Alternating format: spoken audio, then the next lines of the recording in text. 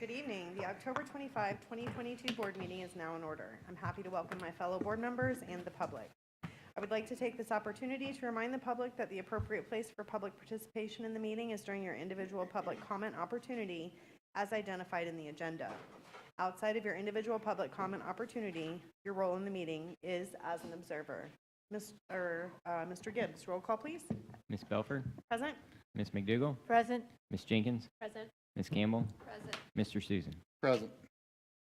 The board will now hold a moment of silent reflection and invite the audience to join.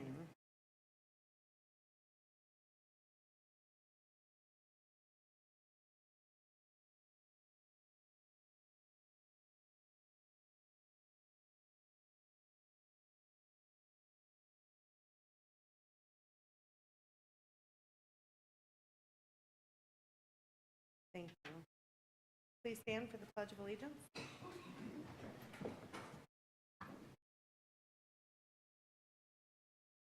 Pledge allegiance To the flag of the United States of America and to the republic for which it stands, one nation, under God, indivisible, with liberty and justice for all. Last time, I didn't even know that I was blocking you with my big house. All right, at this time, I would like to offer my fellow board members and Dr. Mullins an opportunity to recognize students, staff, or members of our community who would like to get us started this evening. Oh, there's your wife. Miss Miller. Mr. Susan? Got anything? Sure. I mean, I can. If you catch me earlier, it gives me less time to keep writing stuff, so I can't keep talking. Hey, everybody. I just want to say thanks for coming out tonight. We have the Viera High baseball team, and I just want to take a second. Earlier today in the workshop, we decided that we were going to put in what will be a it's called a Reimagine Middle School program, and part of what we're trying to do is create more competitive sports in middle school so that we have a feeder program that will feed your baseball programs up. And many of you know that we're building and opening the Viera Middle School pretty soon. So the idea would be that we would be able to expand baseball, softball, some other sports, depending on how it all plays out, and that those kids could play at the middle school and then be able to come over to the high school and be pretty close. The reason is as many of you know, is that there's a disconnect between the rec leagues and the kids being able to afford that. So what's happening is many of our athletes in the middle schools are actually could play or no longer playing sports and no longer playing into the high school level because they don't get it in the elementary and middle school. So we're trying to do that. I just want to let you guys know, and I want to say thank you for everything you guys do. Our sports are one of the pinnacle parts of our school district, and I really appreciate your time. I did want to say thank you to Mr. Miller for coming. Dr. Mullins was saying earlier that the whole stipends and all the things are moving through, and Dr. Theddy is, working on that. So I feel very positive that we should have something. I noticed a couple more of the bus drivers coming off, so we're trying to go as fast as we can, sir, but thank you for everything you're doing in transportation. Many of you guys know our bus drivers. There's limited amount of them, and what they're trying to do right now is cover every one of the rides right now. So they're getting hit from the parents saying, why are you late? But what they're doing is just jumping in the bus to try to catch another ride to get the kids to school or from school. So we're trying to address that by incentivizing some of them to do more. I did want to say thank you to the Veterans Associations that met. I met over at the Veterans Memorial Center with multiple people from the Veterans Associations, from the Veterans of Foreign Wars, the American Legion, Vietnam vets. There's a bunch of them.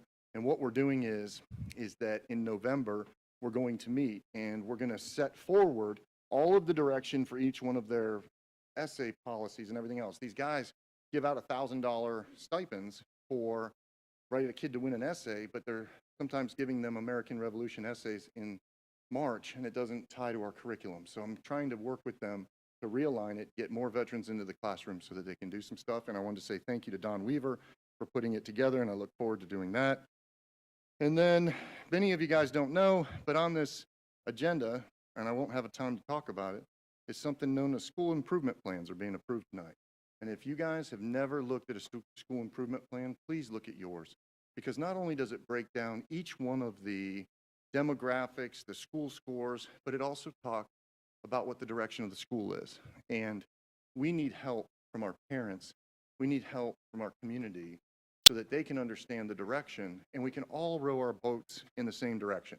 And I think that if you get an opportunity, if you have a chance, go to our website tonight, go to the agenda, go to the SIP plans, and take a look. So with that, I'm done. Thank you very much.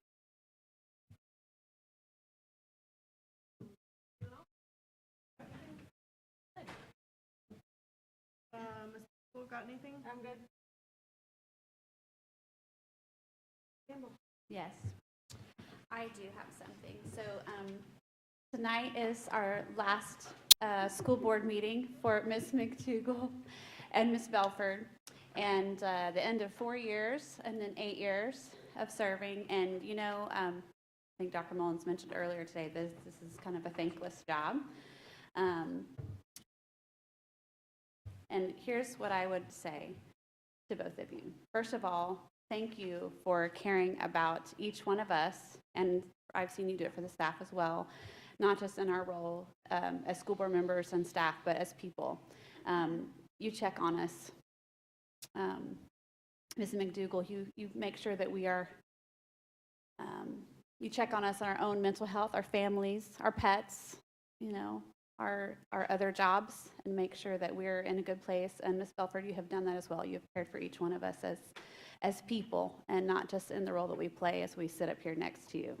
You know, a lot of times in the public sphere, the focus is on the votes that we take that are 3-2 or 4-1.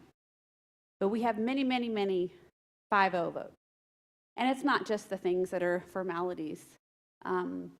They're good work that we've done together, and that we've worked, hashed out, and come to agreement on. And I just want to celebrate those 5-0 votes that we've done. And I will tell you, Ms. Belford, you have not only served for 8 years, but served as the chair and leader in a position that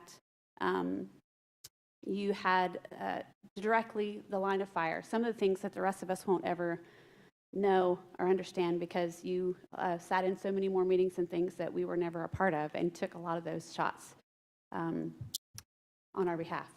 And I very much appreciate that. And, you know, the truth is that whether we agree on every issue or every political side, I do believe for both of you that you made every decision for what you thought was what was best for kids.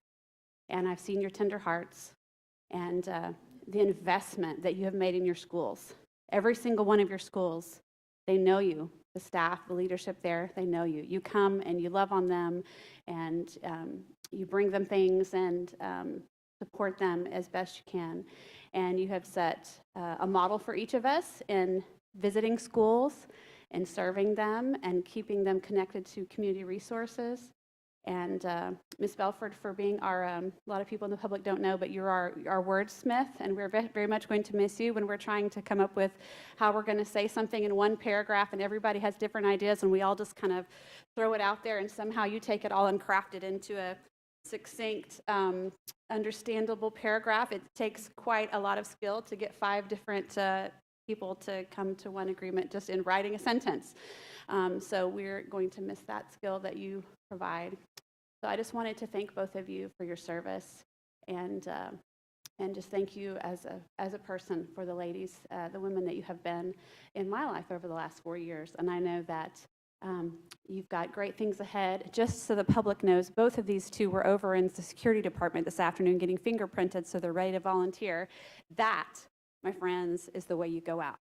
So I very much appreciate the example you've already set.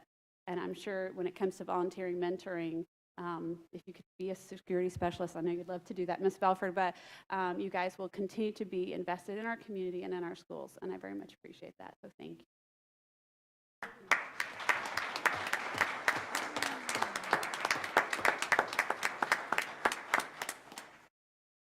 Dr. Mullins, got anything? Sure. So I've got a couple things. One, I won't attempt to follow Ms. Campbell's very eloquent recognition of your service, but I would add my own. Ms. McDougall, Ms. Belford, thank you for your steadfast community leadership, servant leadership example. not only up here on the dais, but for our entire community, not the least of which is our 68,000 kids that we strive to serve with excellence every day. Appreciate your example and appreciate your leadership, not only over the past years, but that leadership that we know will continue moving forward. So my personal thanks. Next, I'd like to share, I didn't get a chance to connect with Dr. Miller. Dr. Miller, is Miss Roxy here tonight? She is. Okay, there she is. I have a very special opportunity to recognize one of our heroes on the front lines, serving our kids every day with joy and love, not the least of which is a smile. We received an email from one of our own employees who was asked, one of our directors, who was asked to accompany help out at one of our schools, Gardendale Day School. And then she was asked, could you ride on the bus and provide some extra support to our kids on the bus? And I'm not going to try and capture what she said without reading exactly what she said, because it just represents beautifully what she experienced. She writes, I was the extra assistant on day one from Student Services. We were asked to have additional smiling faces and support the kiddos for Gardendale. Miss Roxy is amazing. She knows, all caps, KNOWS, the kids, the families and parents, and she shared that she chose to keep this route with these kids as they are facing big change this year, moving schools to Gardendale and no longer going to Riverdale. I cannot say enough great things about Miss Roxy. Her heart and love for these kids and their families shines through. I loved seeing the hugs and smiles and high fives on day one as the kids were comforted by seeing a trusted and familiar face as they entered this new school year. Miss Roxy Ann Wanda, who rode the bus, who is an instructional assistant at Riverdale, now one of our new BPS employees, so we got both, are amazing with our kids. Thank you to the South Area team and all of the drivers and supports for an amazing start to the school year. And it doesn't seem enough to just read an email or even to provide applause. So Ms. Roxy, will you come up here and join Ms. Belford and I as we present you with a Heart of Brevard Award for your support of our kids.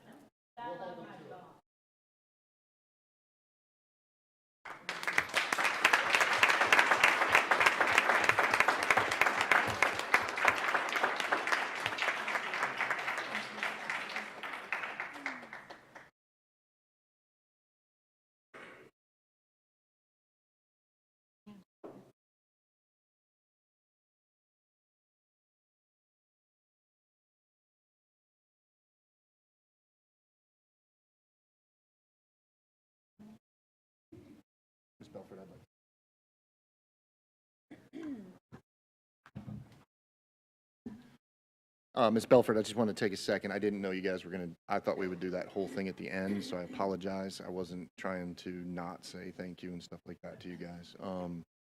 You know, I think the biggest fear in the district is now that you're not going to be the wordsmith, that I'm going to be somehow the wordsmith. And I write basically like with my feet, so I really appreciate some of the things that we've traded paint with over the last 2.5 years.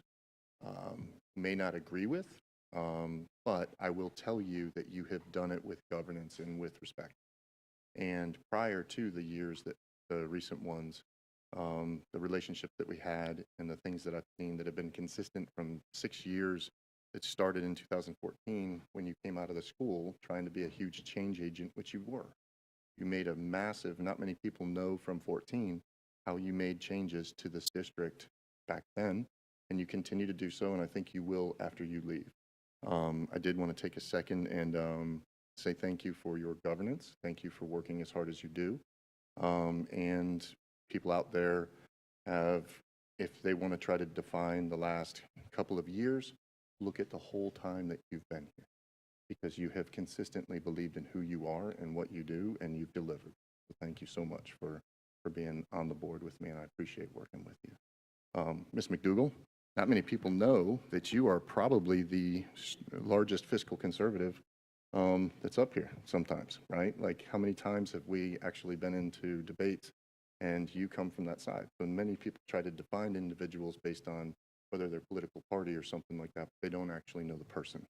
And I've gotten to know you very well over the years, and I really appreciate being next to you and some of the conversations that we have up here at the dais. It's meant the world to me.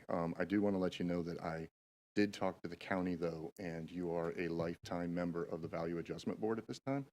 So just so you know, the Value Adjustment Board is what they call the worst board in the history of the world. I enjoy it, but because she did such a great job, we're going to nominate her for the rest of her life to be a part of it. But for the most part, I really appreciate having you guys on the dais. I appreciate who you are. Look forward to working with you in the future. And if there's anything we can do together, let me know. So thank you, Ms. Belford. Thank you. Thank you. Anybody else? Good? All right, I will just say thank you.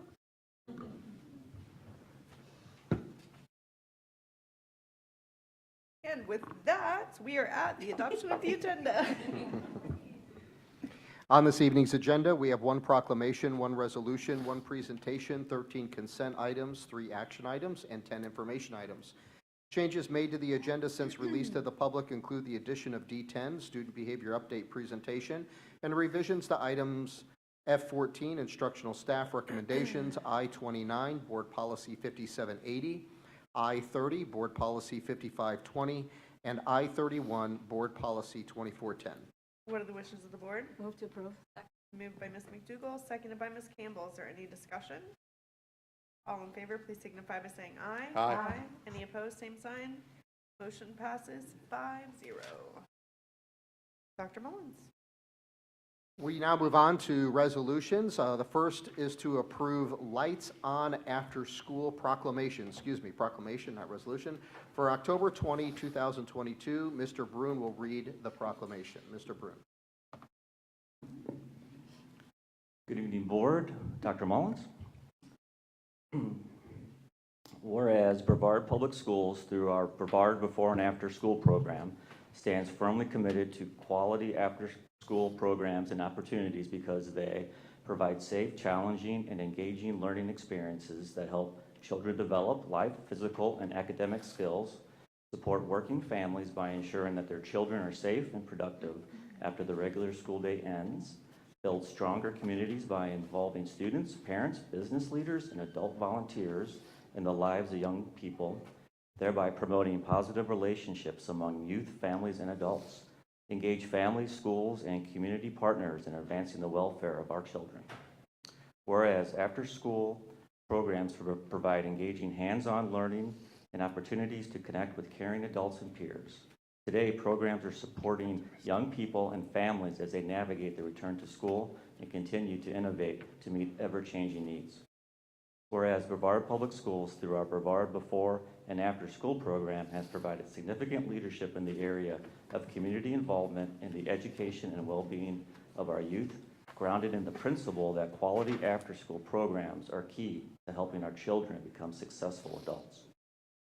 Whereas Lights On After School, the national celebration of after-school programs, was held this year on October 20th, 2022, promotes the importance of quality after-school programs in the lives of children, families, and communities. Whereas more than 28 million children in the U.S. have parents who work outside the home, and 7.7 million children have no place to go after school. Whereas many after-school programs across the country are facing funding shortfalls so severe that they are being forced to close their doors and turn off their lights. Therefore, be it resolved that Brevard Public Schools urges the citizens of Brevard County to ensure that every child has access to a safe, engaging place where the lights are on after school. And be it further resolved that this school board chair enthusiastically endorses Lights On After School and is committed to innovative after-school programs and activities that ensure that the lights stay on and the doors stay open for all children after school. Thank you, Mr. Broom. What are the wishes of the board? Move to approve. Second. By Mr. Susan, seconded by Ms. McDougall. Is there any discussion? All in favor, please signify by saying aye. Aye. Any opposed, same sign. Motion passes 5-0. Dr. Mullins.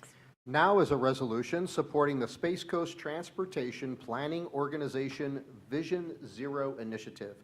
Ms. Sue Hand will introduce the resolution. Ms. Hand. Good evening, everyone. I'm honored to be here today. This is kind of a special thing for me. Space Coast Transportation Planning Organization is an intergovernmental collaborative body, and it includes Brevard County government, many of the municipalities, Port Canaveral. The idea is that we work together on transportation planning and also on transportation safety. And so Brevard Public Schools serves in a capacity on the Technical Advisory Committee. We coordinate with many of the municipalities in the county regarding development activity, school enrollment, bus routes, things like that. So we are a partner in the process of transportation planning in Brevard County. This particular resolution is centered around safety, and safety for everyone. And Brevard Schools, I got to thinking about it today, we are heavy users of the transportation system. With our 8,500 or so employees, our 68,000 school kids, our buses, we have folks that are coming to school in cars, in buses, in golf carts, they're walking, they're bicycling, and probably a few other things with wheels. So we really are a part of the process and need to be cognizant of transportation safety for everyone. And so Kim Smith, who's with me this evening with Space Coast TPO, she's the Education and Safety Coordinator and the Vision Zero Project Manager. She has been bringing a version of this resolution to all of our partners around Brevard County. And we thought, we as the school district really should be part of this initiative. And Vision Zero really is about the philosophy that no injury or fatality is okay, and that it really, the only acceptable number is 0. So I'm going to read the resolution for your consideration, and Ms. Smith and I are happy to answer any questions, and you may want to say a few words. So let me read the resolution. It's Resolution 2022-02, a resolution of the School Board of Brevard County supporting the Space Coast Transportation Planning Organization Vision Zero initiative, an effort to eliminate fatal and serious injuries on Brevard County roadways, providing for an effective date, and providing for adoption. Whereas the growth and vitality of our district requires safe and reliable transportation systems, and whereas the life and health of district residents are our utmost priority, and whereas Vision Zero is the concept that there is no acceptable number of traffic deaths and serious injuries on our roadways, and whereas the School Board of Brevard County, Florida recognizes that no one should die or be seriously injured while traveling on our streets and using our roadways. Whereas children, the elderly, people of color, and people in low-income communities face a disproportionate risk of traffic injuries and fatalities. And whereas people walking and bicycling represent a disproportionate number of these fatalities. And whereas schools typically serve a diverse population and are an effective partner in sharing information on roadway safety. And whereas school officials and teachers are trusted to supply important safety information to parents and students within their communities. And whereas driver behavior, including speeding, distracted driving, and drunk driving, are significant contributing factors to the loss of life. And whereas Space Coast Transportation Planning Organization adopted Resolution 2002 endorsing Vision Zero to achieve zero traffic deaths and serious injuries. And whereas the Florida Department of Transportation has formally adopted Driving Down Fatalities, its own version of the national vision towards zero deaths. Now therefore be resolved, the School Board of Brevard County, Florida hereby supports and adopts the goal of Vision Zero that no loss of life is acceptable on Brevard County roadways, hereby agrees to promote a culture of traffic safety within Brevard Public Schools, hereby supports and will provide district staff to participate in a county or multi-jurisdictional Vision Zero committee comprised of members of organizations and agencies with expertise in transportation, enforcement, education, public health, emergency response, equity, transit, biking, walking, vehicles, and freight who will work together for the development and implementation of a Vision Zero safety action plan. It hereby supports traffic safety education by continuing to support the bicycle pedestrian education program in partnership with the Space Coast TPO and Safe Routes to School program. Duly adopted and approved by majority vote of the School Board of Brevard County, Florida, at the regular school board meeting held the 25th day of October 2022. Thank you, Ms. Hand. I just want to say thank you for your consideration of this important initiative. To date, we do have 13 municipalities, Brevard County and the Space Coast TPO. Brevard County is kind of leading the way on this initiative in the state, really, with the number of government agencies that we're pulling behind this, and we are so thrilled about the school board considering this. And I can tell you the safety administrator at FDOT was extremely excited about this too. She's like, let me know how it comes out. She was really excited, is thinking outside of the box. We have enjoyed a long-standing 25-plus year partnership with BPS aimed at traffic safety. And, you know, it gets forgotten. What's happening on our roadways gets forgotten. It's like, oh, we're going to lose people on our roads. The bottom line is we don't have to. You know, and I know that there's people sitting even up there at the front of the room that care about this. Board member Susan came to me a few years ago and said, hey, we're going to be looking at drawing lines on a map about where kids go to school. Can we draw those lines so they don't have to cross O'Galley Boulevard? That's what Vision Zero is about. Think about how we can do it better and safer. And so, you know, just in closing, we had a stark reminder last week in the city of Melbourne. We lost 5 people in one city in 1 week, and of course, one of those was an educator. We've got to put an end to it. So, thank you for your consideration. Thank you. What are the wishes of the board? To approve. Second. Moved by Ms. Jenkins, seconded by Ms. Campbell. Is there any discussion? Real fast, because we spent a lot of time together. I want to let you know who this woman is that stands before you is. We had a lot of issues a couple years ago with crossing guards, dodging traffic, with signage, with education of our children. And she literally, the energy you just saw is what she brings every single day when she wakes up. She hits it and she comes through. I get a lot of no's, you guys, outside the box. I come up with some ideas and I hear, no. She's one of the yes people. So she said, yes, let's do this. Yes, this is what's right for kids. This is what it is. And I can't tell you how a breath of fresh air working with you was, how you do have the utmost safety for our children in mind. And I'm proud to be a part of what we did together, and I look forward to doing it again, because I got a couple crossing guard spots that I need to talk to you about to bring to the transportation. Well, you might have to do it with somebody else. No, I know, but you have a loud voice with all these safety people, so I need you. But anyways, I did want to just say thank you for the education of our kids, what you do every day. And Ms. Hand, what you've put together, coordinating a lot of the city officials for the capital committee that we put together, also helps in this regards. Thank you. Both of you guys are amazing. Thank you. That's it.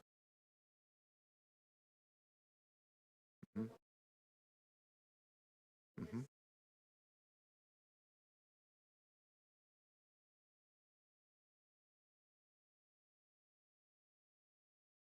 Yeah, she's phenomenal.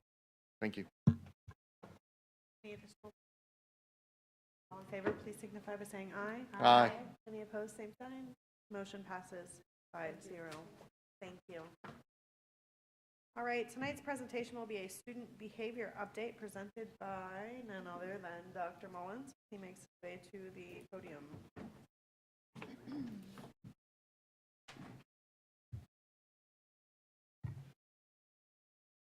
Thank you, Ms. Belford and members of the board. I wanted to come back. Ms. Moore is joining me. I'm going to do my best, but she really is somewhat of the guru behind this, along with certainly my leading and learning assistant superintendents. But if you remember, I came to the board back in June and provided the introduction to a conversation I was beginning with stakeholders across Brevard.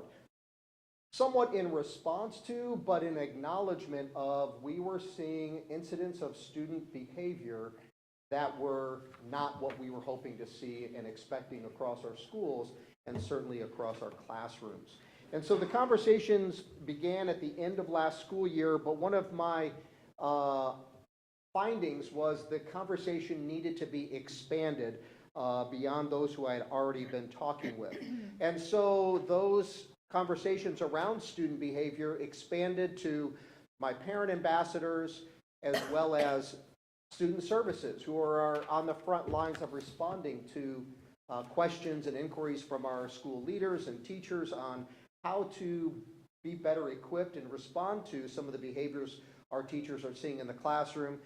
Sat with principals across our schools, all levels, to get their feedback, as well as assistant principals. Expanded to more teacher ambassadors to include recommendations from Brevard Federation of Teachers, of individuals that they wanted to be part of the conversation, as well as employees across the organization. Each of those conversations began, as you will likely not be surprised, around data. We spent an hour and a half just beginning to take a look at student achievement data across our district earlier this afternoon.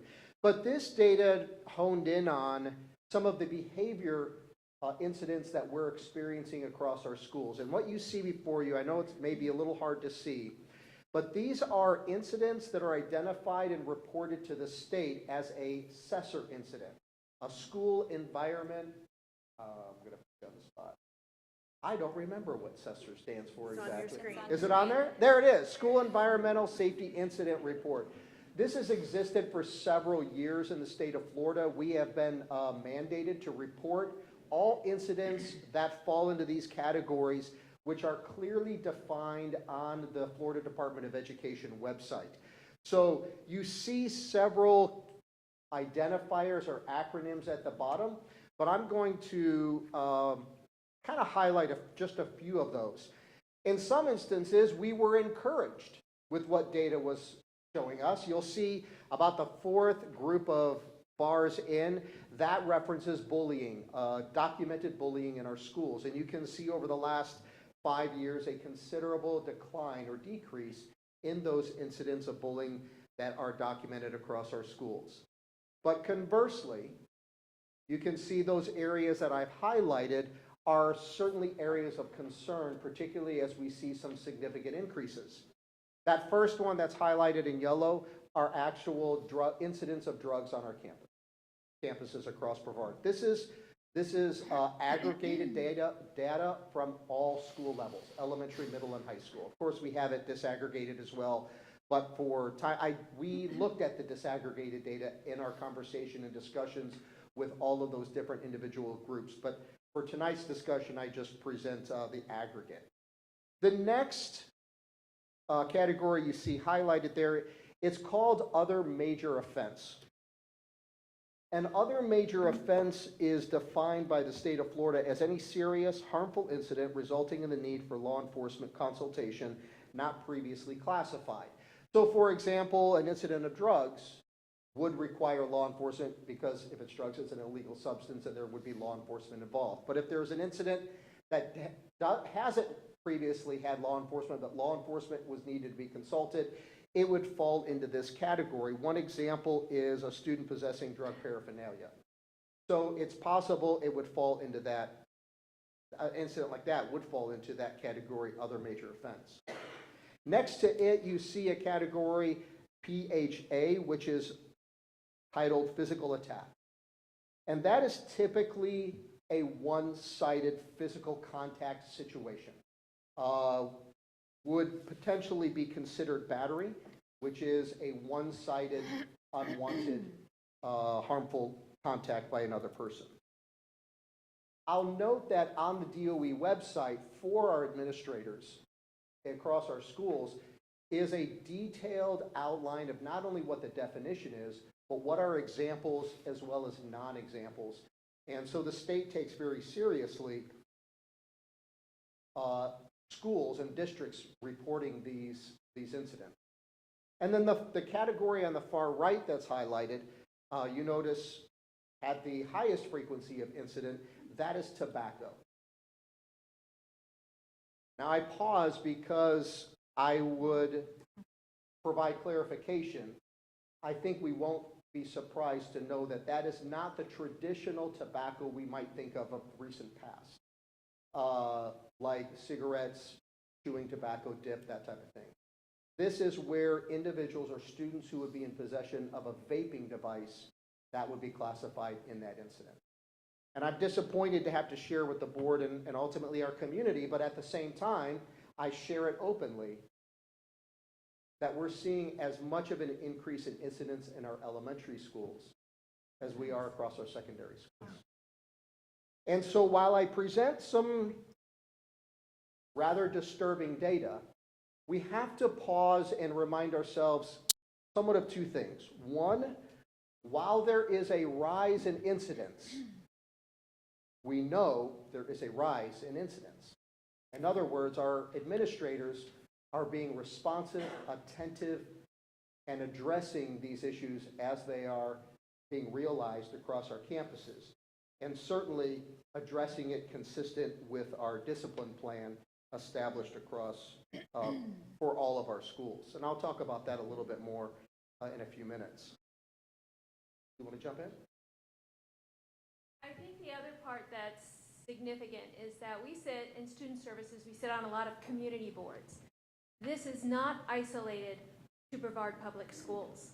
This is a community concern. We have seen a rise in the severity and intensity of child abuse. We've seen a rise in drug addiction across all grade levels that our community partners are also seeing.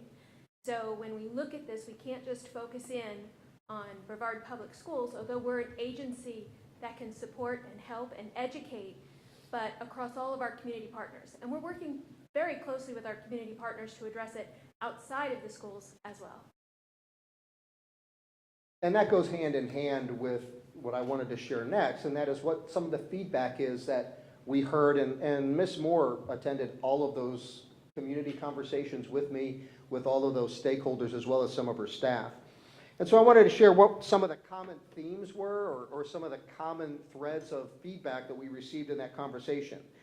One, students' inability to control emotions and actions is more significant and at younger ages.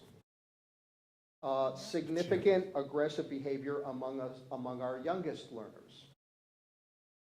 Students are, and this is where Ms. Moore had to kind of bring her expertise into the conversation, but what we're seeing is that students are turning to either fight or flight, and that's not an unusual, we are familiar with that reference already, but the fight is the manifestation of that aggressive behavior, but flight is manifested in isolation, closing off, taking on some internalizing negative behaviors that we might see in the manifestations of drug and or vaping use, as well as eloping from class, trying to escape from situations or an environment. In addition, we see that we heard from parents they're struggling with the same behaviors at home and that they are asking for help. Schools are a reflection of the community, and that came out in our external stakeholder conversations where school districts in other places, as we heard from parents who coming from other places, they were experiencing the same challenges elsewhere, as well as I talk to leaders across the state, we're all tackling the realizations of some of the same behavior that I've already mentioned. We heard that we need to communicate expectations more clearly and more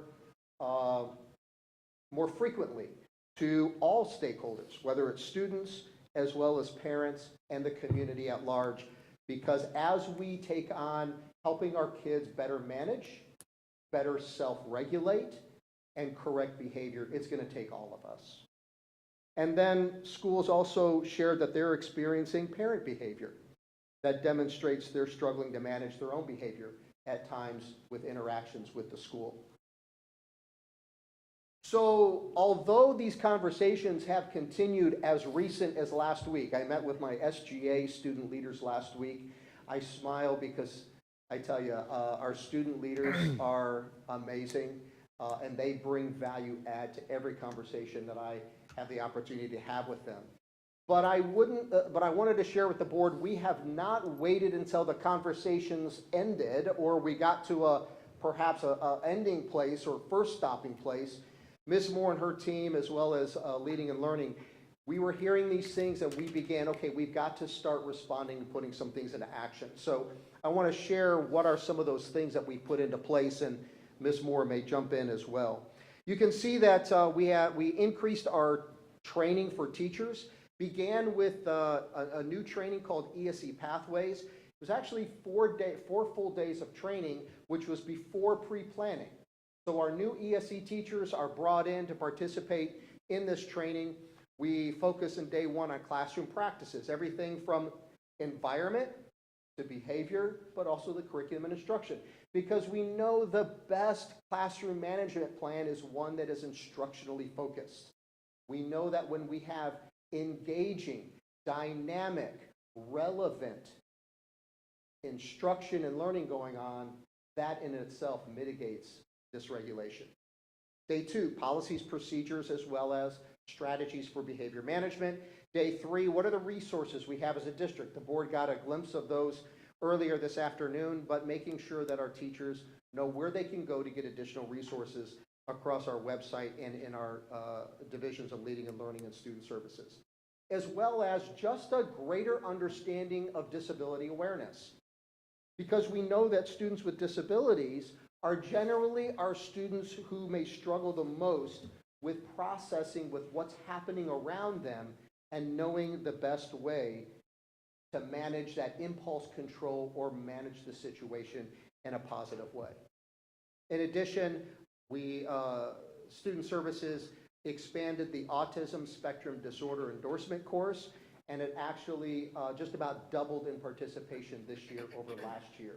I think the word is getting out, and actually the first training significantly increased in participation as well. That included, for the first time, Gen Ed teachers.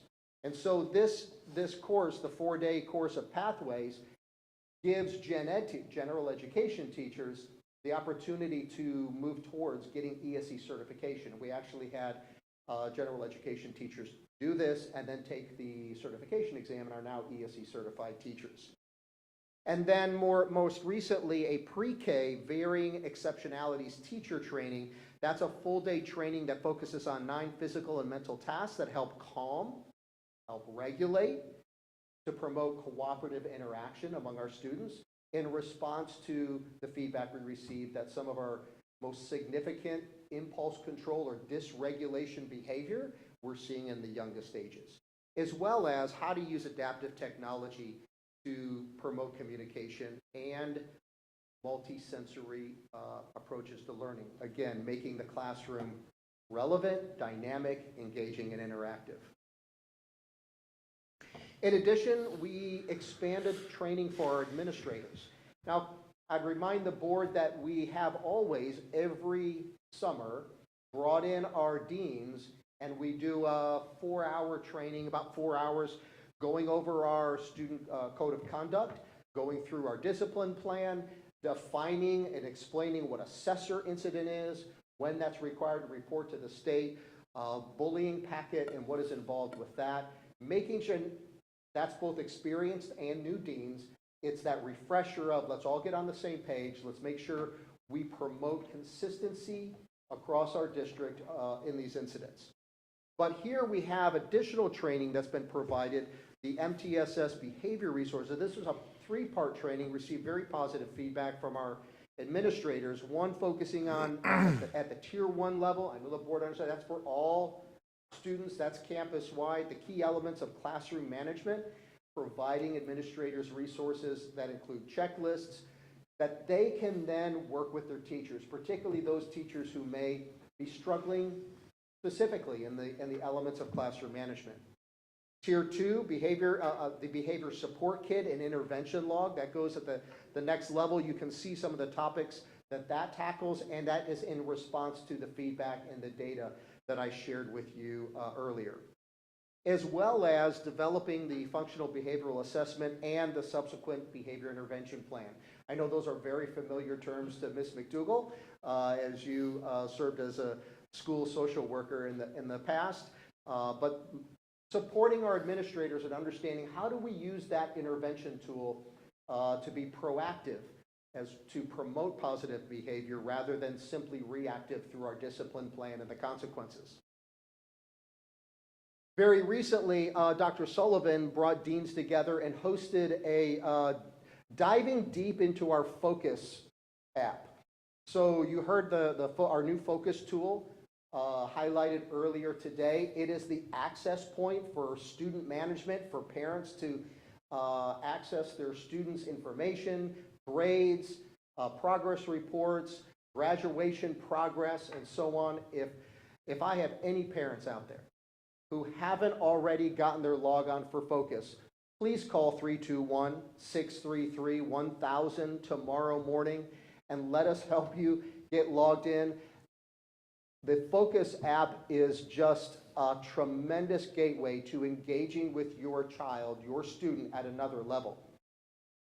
But on the administrator side, we use it also to document or to input our referrals, our discipline referrals. We began that new this year with the implementation of Focus. And Dr. Sullivan took our deans through this might be called rabbit hole of data analytics.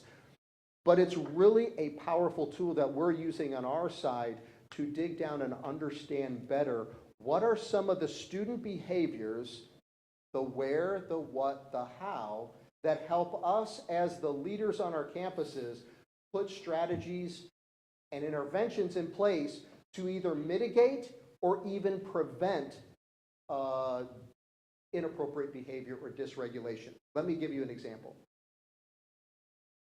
One of the significant data points that we shared in our conversation was also an incident that is identified as out of assigned area.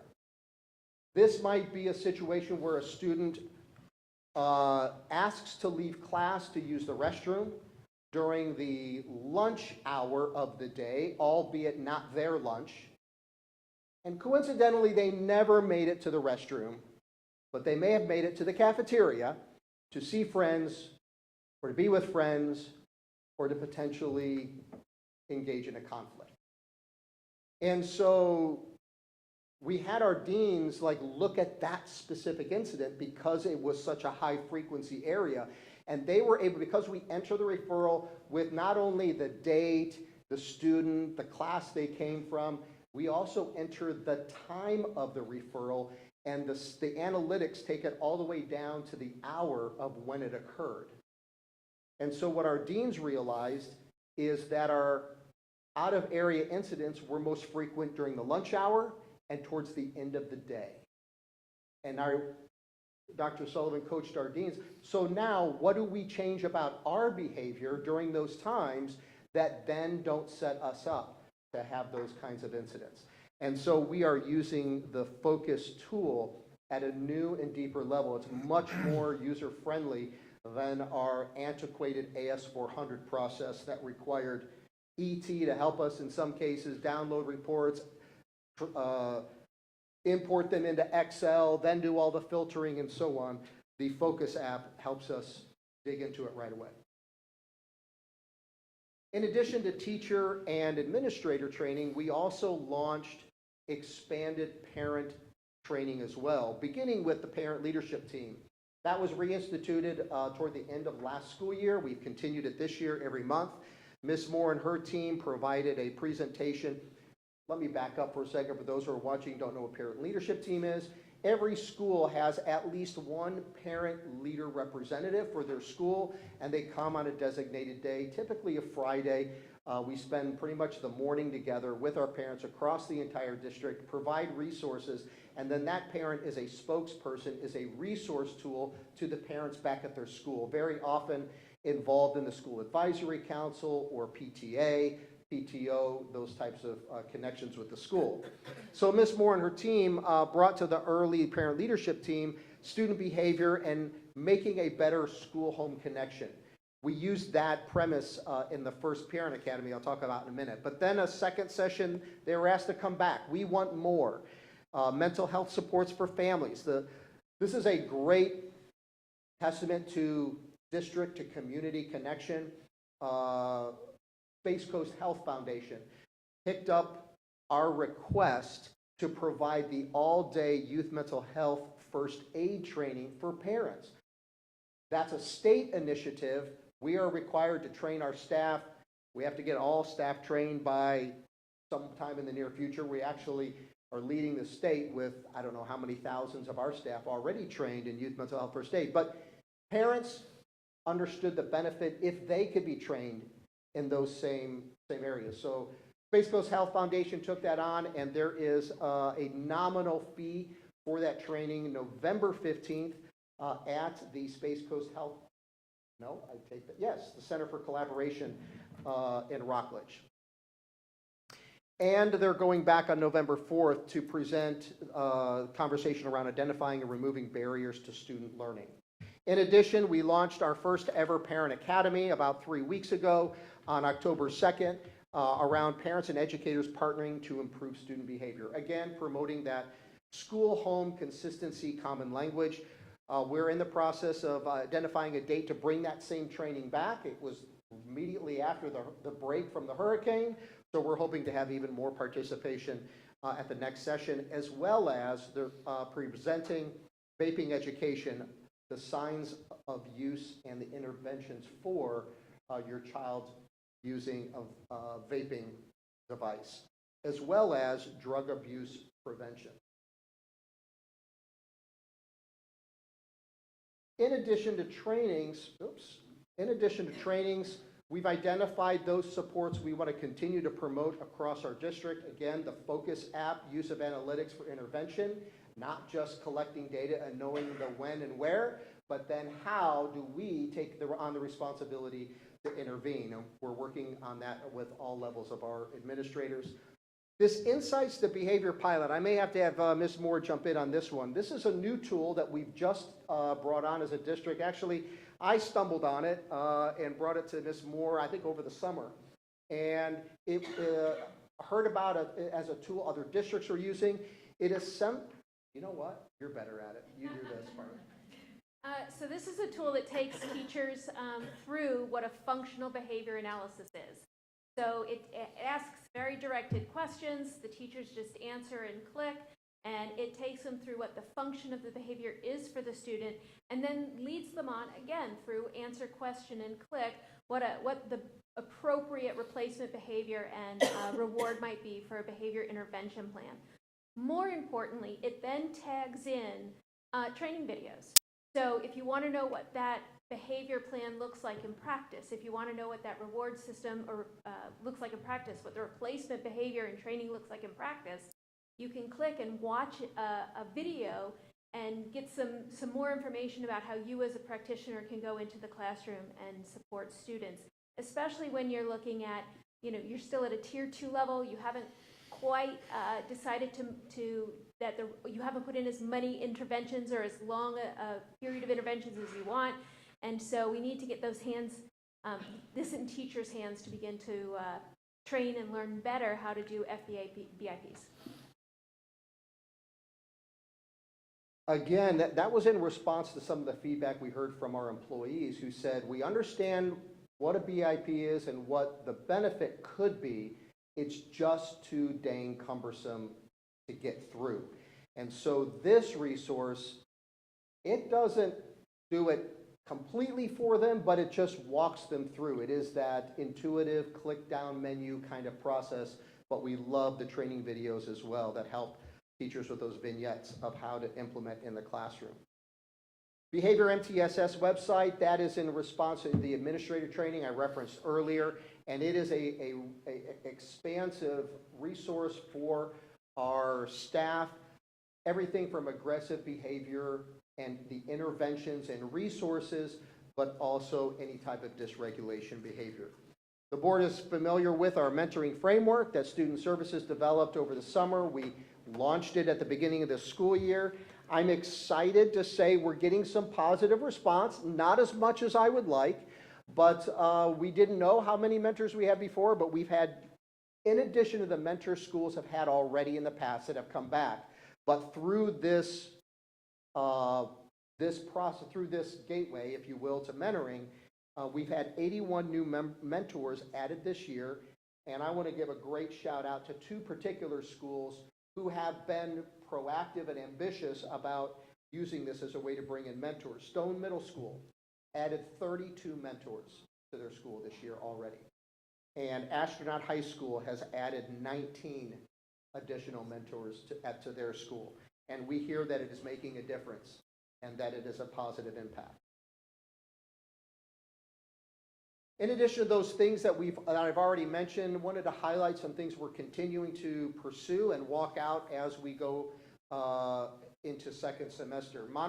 We will continue to monitor our data monthly, all the way down to the school, and then reach out and provide supports where we start to see some of those concerned areas, making sure they are familiar and aware of the resources we have available. And as importantly, how can we come and be supportive and help in the work we know you're trying to accomplish as a school. We're going to continue to expand Parent Academy, more topics second semester, obviously focusing on drug use, abuse, and the signs of, to help our parents know what they should be looking for in the home. Also, we want to expand that functional behavioral assessment BIP resource tool beyond 6 schools, but it's not free. And we want to make sure that schools are ready to onboard it. So as the word gets out, we're ready to provide the support for them to utilize that. I'm currently working on producing a message to our secondary students. The board is very familiar with our Lead Simply focus this year, how we promote and utilize the principles of model, connect, involve. That was my charge to leaders.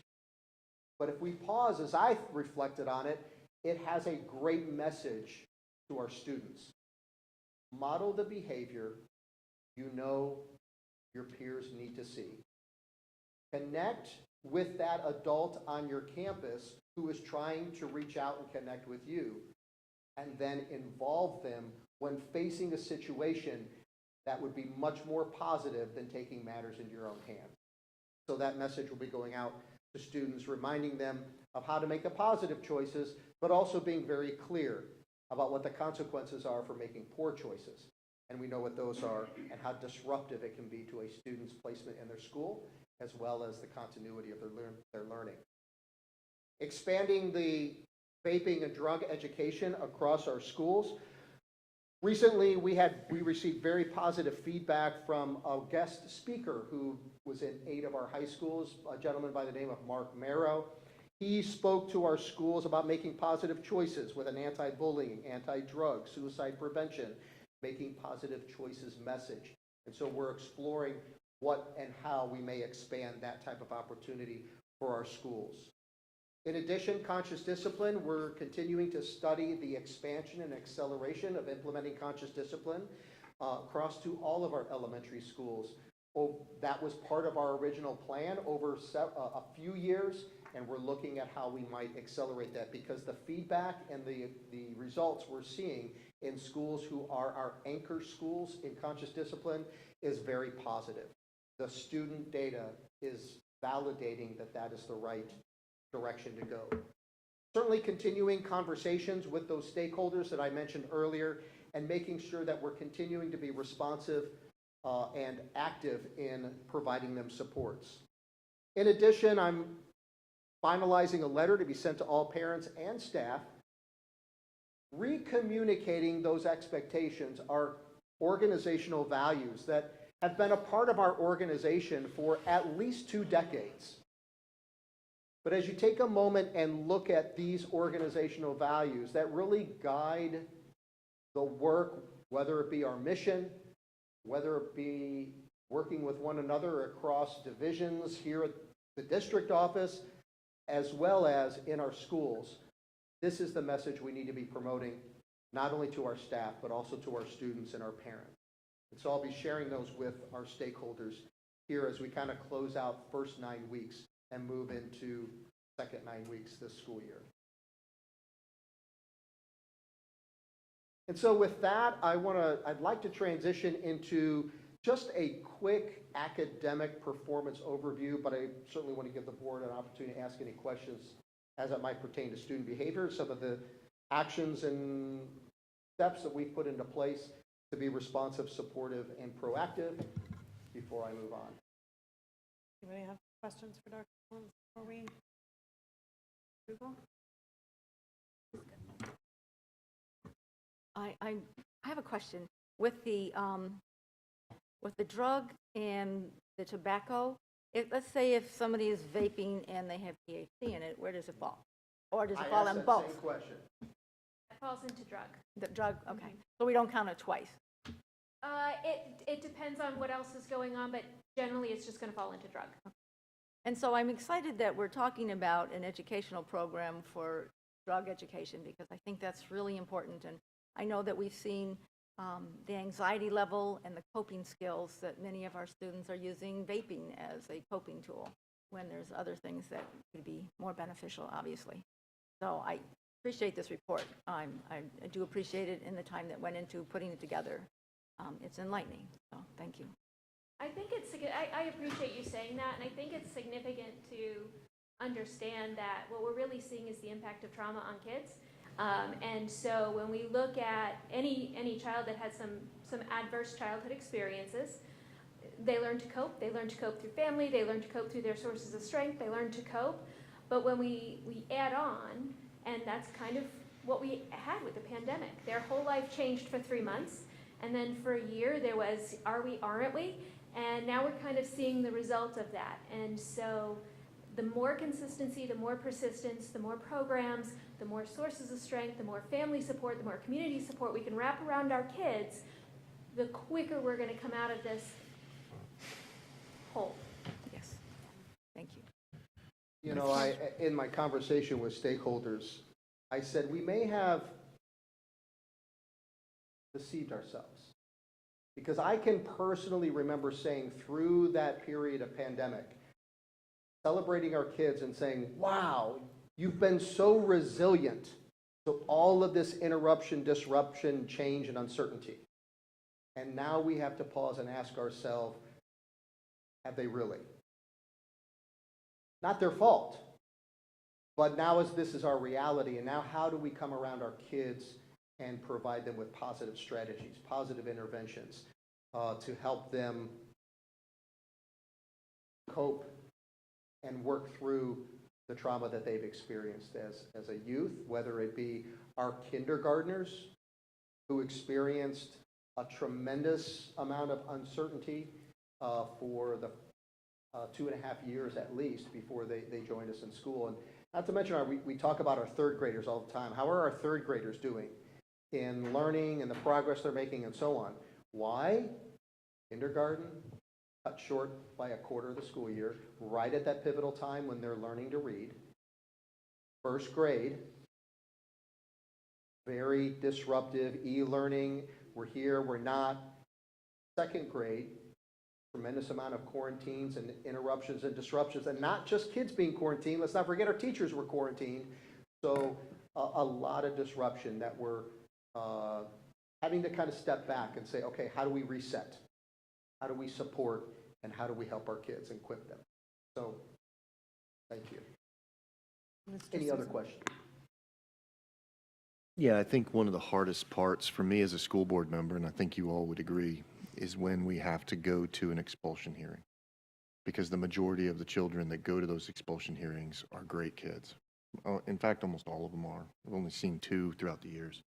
And the issue that we have is that in every single instance, these kids just made one mistake most of the time, a vape pen, this or that, and they end up going. And I think the issue that we have is that the students sometimes forget that one instance that they get hit with either carrying drugs, getting into a fight, whatever it is, because they are lashing out.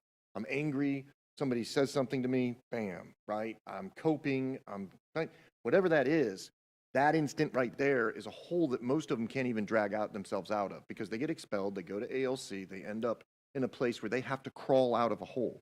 And sometimes having a community and parents and stuff like that understand that, they then proactively lets them start to talk about the vape pens and stuff like that, because we know for a fact that the majority of kids that are getting the vape pens at the older levels are getting it from their friends, but at the younger levels are getting it from some of their parents. And some of the issues that they have is that some of those parents don't understand, well, yeah, whatever. But what ends up happening is if that student gets caught, gets expelled, gets all that stuff, the hole they have to pull themselves out of is incredible.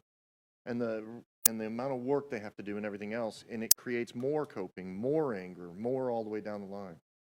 And it's just, Dr. Mullins, thank you for doing this. Thank you for bringing it out. One of the things that I've been looking at, and I've been talking to some of the other officials, is that we have, HUD Housing has dollars in place that works with some of the same students that we're working with. Melbourne, City of Melbourne has dollars that they work with the same kids in some of the housing developments. We are working with those kids. We're sending tax dollars from multiple entities that are circled around one kid, but in some instances, we're not coordinated in those efforts. So that would be one of the things that we can do to move forward. But thank you so much for putting this together. I just think that part of this is the parents also, in some cases, these children don't have the support at home, but I know some parents that could do a better job at communicating to their kids the right thing to do, because it is not fun on the other end. Thank you. Sorry. Just getting on my soapbox.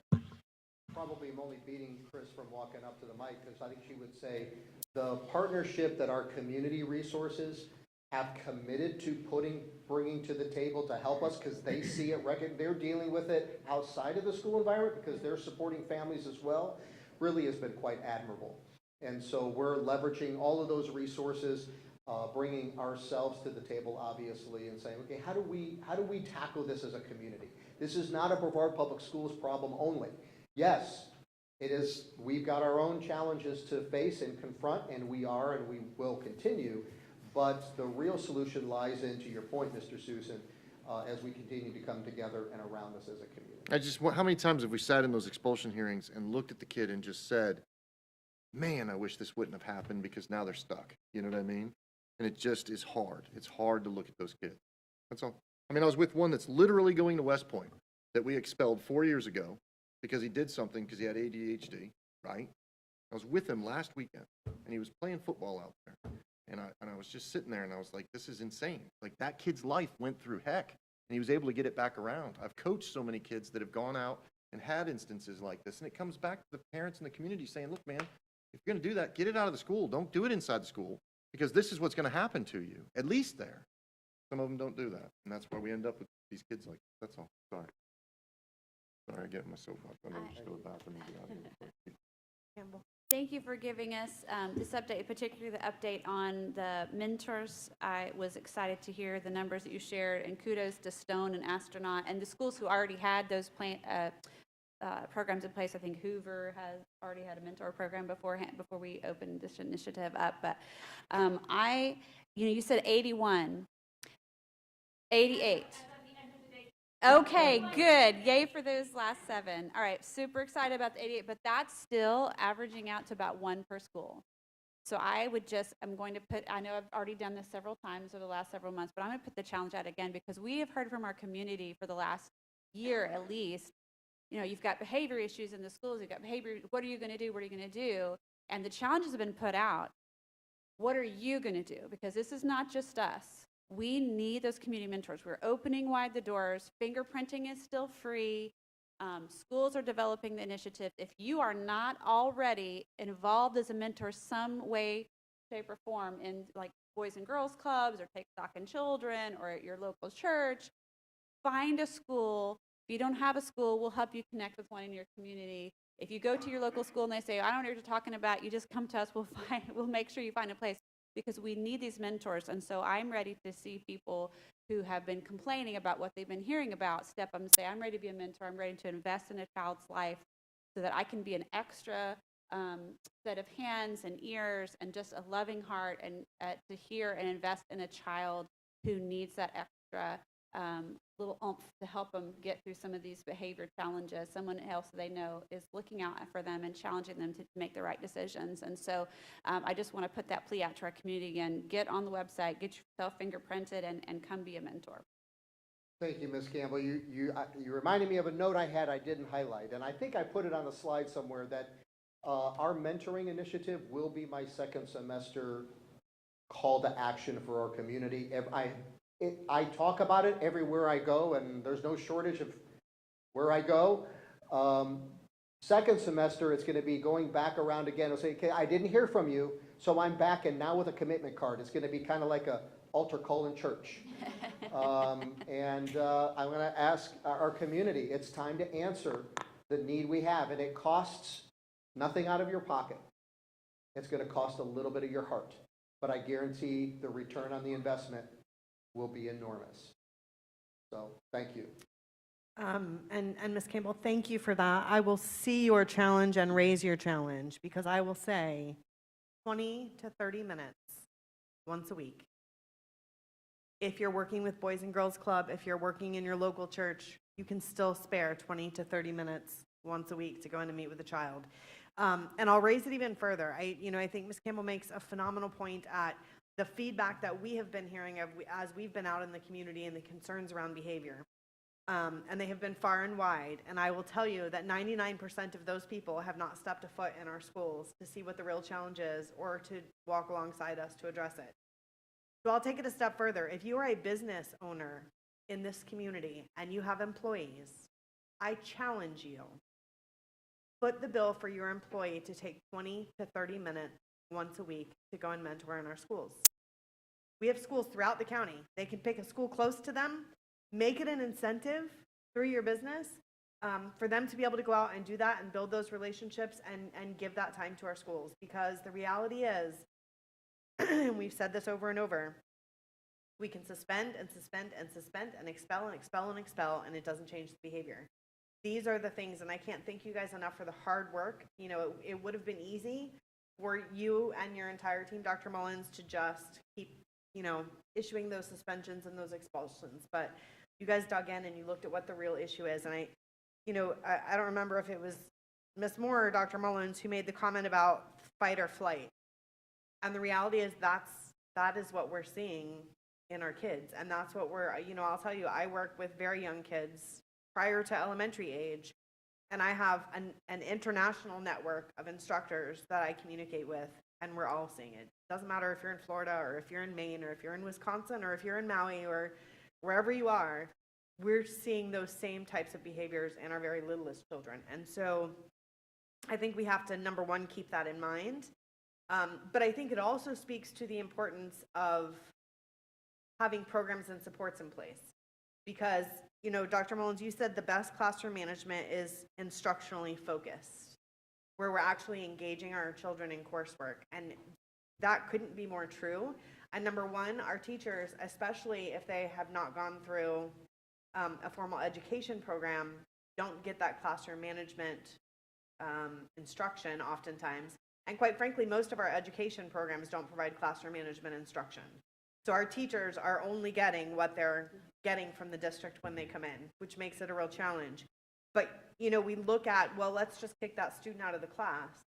What happens when that student comes back to the class? They're even further behind, and getting them re-engaged in that education is nearly impossible.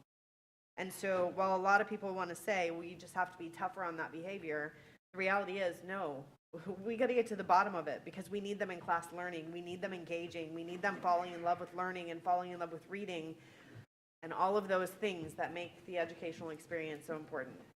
And the importance of a positive relationship with an adult in that situation cannot be overstated, especially if they don't have that encouragement at home. So if you're a business owner, if you're retired, if you are a parent, whatever it is, please sign up to mentor in our schools. Our kids need you, our schools need you, and our community needs you to take that action. And the last thing I will say is I love the insights to behavior. Like, I haven't seen it, but the concept of it, because, you know, we've heard for years that the MTSS process is so long and it's so arduous, and I feel like the mentality is we just have to gather data, and expect that there's going to be some magic fix at the end of gathering all of that data, as opposed to some of those strategies that our folks can use and see immediately implemented through the videos. So what an awesome find. Thank you. Can I? Yeah. So I want to double down or triple down or quadruple down on the mentor program. You know, because the reality is, like you've said time and time again, our community actually has stepped up when it comes to mental health resources, but the resources are limited. And I believe it was just yesterday, it was announced the state added a whopping 12 sites to address drug addiction, which is obviously a really insufficient number to tackle the challenges that our state is facing. I mean, it's obviously a countrywide problem, but the community is already helping. And so we appreciate that. And I'm glad that you guys continue to forge those relationships a little bit deeper as much as we possibly can, but they're struggling too, and they need some help too. So we need to continue to be advocates on that front. I'm really excited about the FBA BIP pilot. Someone who's sat in many an IEP meetings. I think what was it, Form 7? I feel like that's the yeah. One of the forms. All I remember is, do you have a Form 7? No! So frustrating and understandably frustrating for our teachers who have, 25, 30 kids in a classroom. They've got plenty of kids that have behaviors, but they got one that really needs to get addressed. And, we put all these demands on them, like Ms. Belford said, to collect all this data, hoping that we'd find out what's going on with the child. And then, we only have so many behavior analysts to come in and do an assessment for that kid. And then it takes about 3 months until the assessment is done. And then maybe we'll have a behavior tech to come in to support that teacher. And at that point, that teacher's burnt out and done. And so I love that pilot because it actively engages them in that behavioral assessment program. It allows them to say, oh, that's not really what Johnny's doing. And it gives them those videos and those tools to understand why that behavior analyst might be telling them to do what they're doing. Because at the time when you're frustrated, you're overworked, you've got 5 kids with behaviors, but you're only focusing on one at the time. You forget, you're like, oh, they gave me a sticker chart, and you're frustrated, but you don't understand the intent behind the sticker chart, or when to use it and when not to use it. And I'm obviously dumbing it down to a sticker chart, but you get what I'm saying. So I'm really, really excited about that, and I would love the opportunity to take a peek at that. I know it's only at some of our schools, just to see what it looks like. I'm really curious. So thanks. We're about to, you're more than welcome to come and do the training with us so that you can see how it works. Process. The thing that you said, there was 2 things that you guys said that I think are really important and significant about the FBA BIP. When you're looking at one student with one issue, and then you start going, oh, there's 10 students in this classroom, you have to look at it differently. And that's where we go back to that Tier 1 approach. What's happening in this classroom?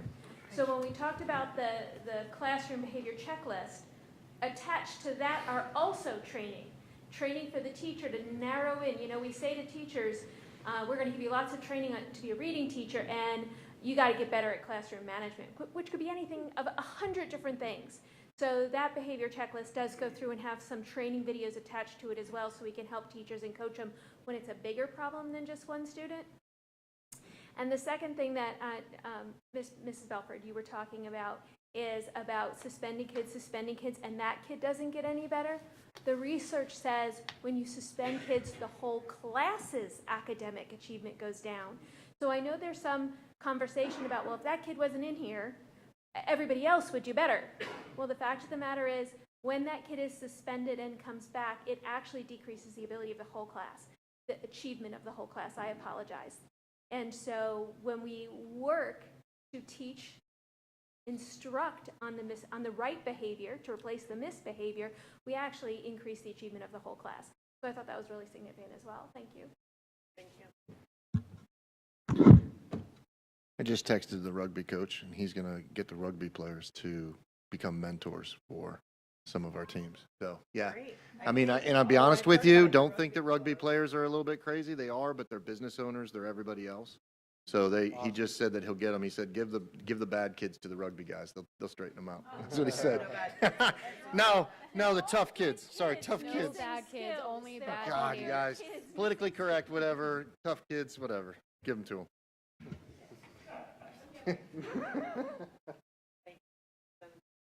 I just want to say thank you to the board for your support and your reinforcement of the commitments that we've made as a district to serve our kids, serve our community, and help be part of the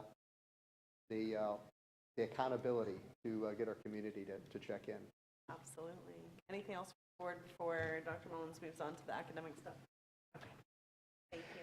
I promise this is not as many slides as Dr. Sullivan and Mrs. Klein presented earlier this afternoon, but I'll do a shameless plug again, a tremendous amount of very important and valuable information related to district-wide student achievement, really drilling down to several different layers.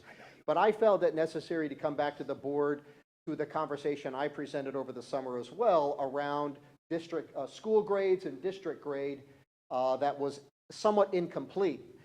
Formally, we had 5 schools that were identified with an I, which stands for incomplete. It doesn't mean they didn't complete assessment.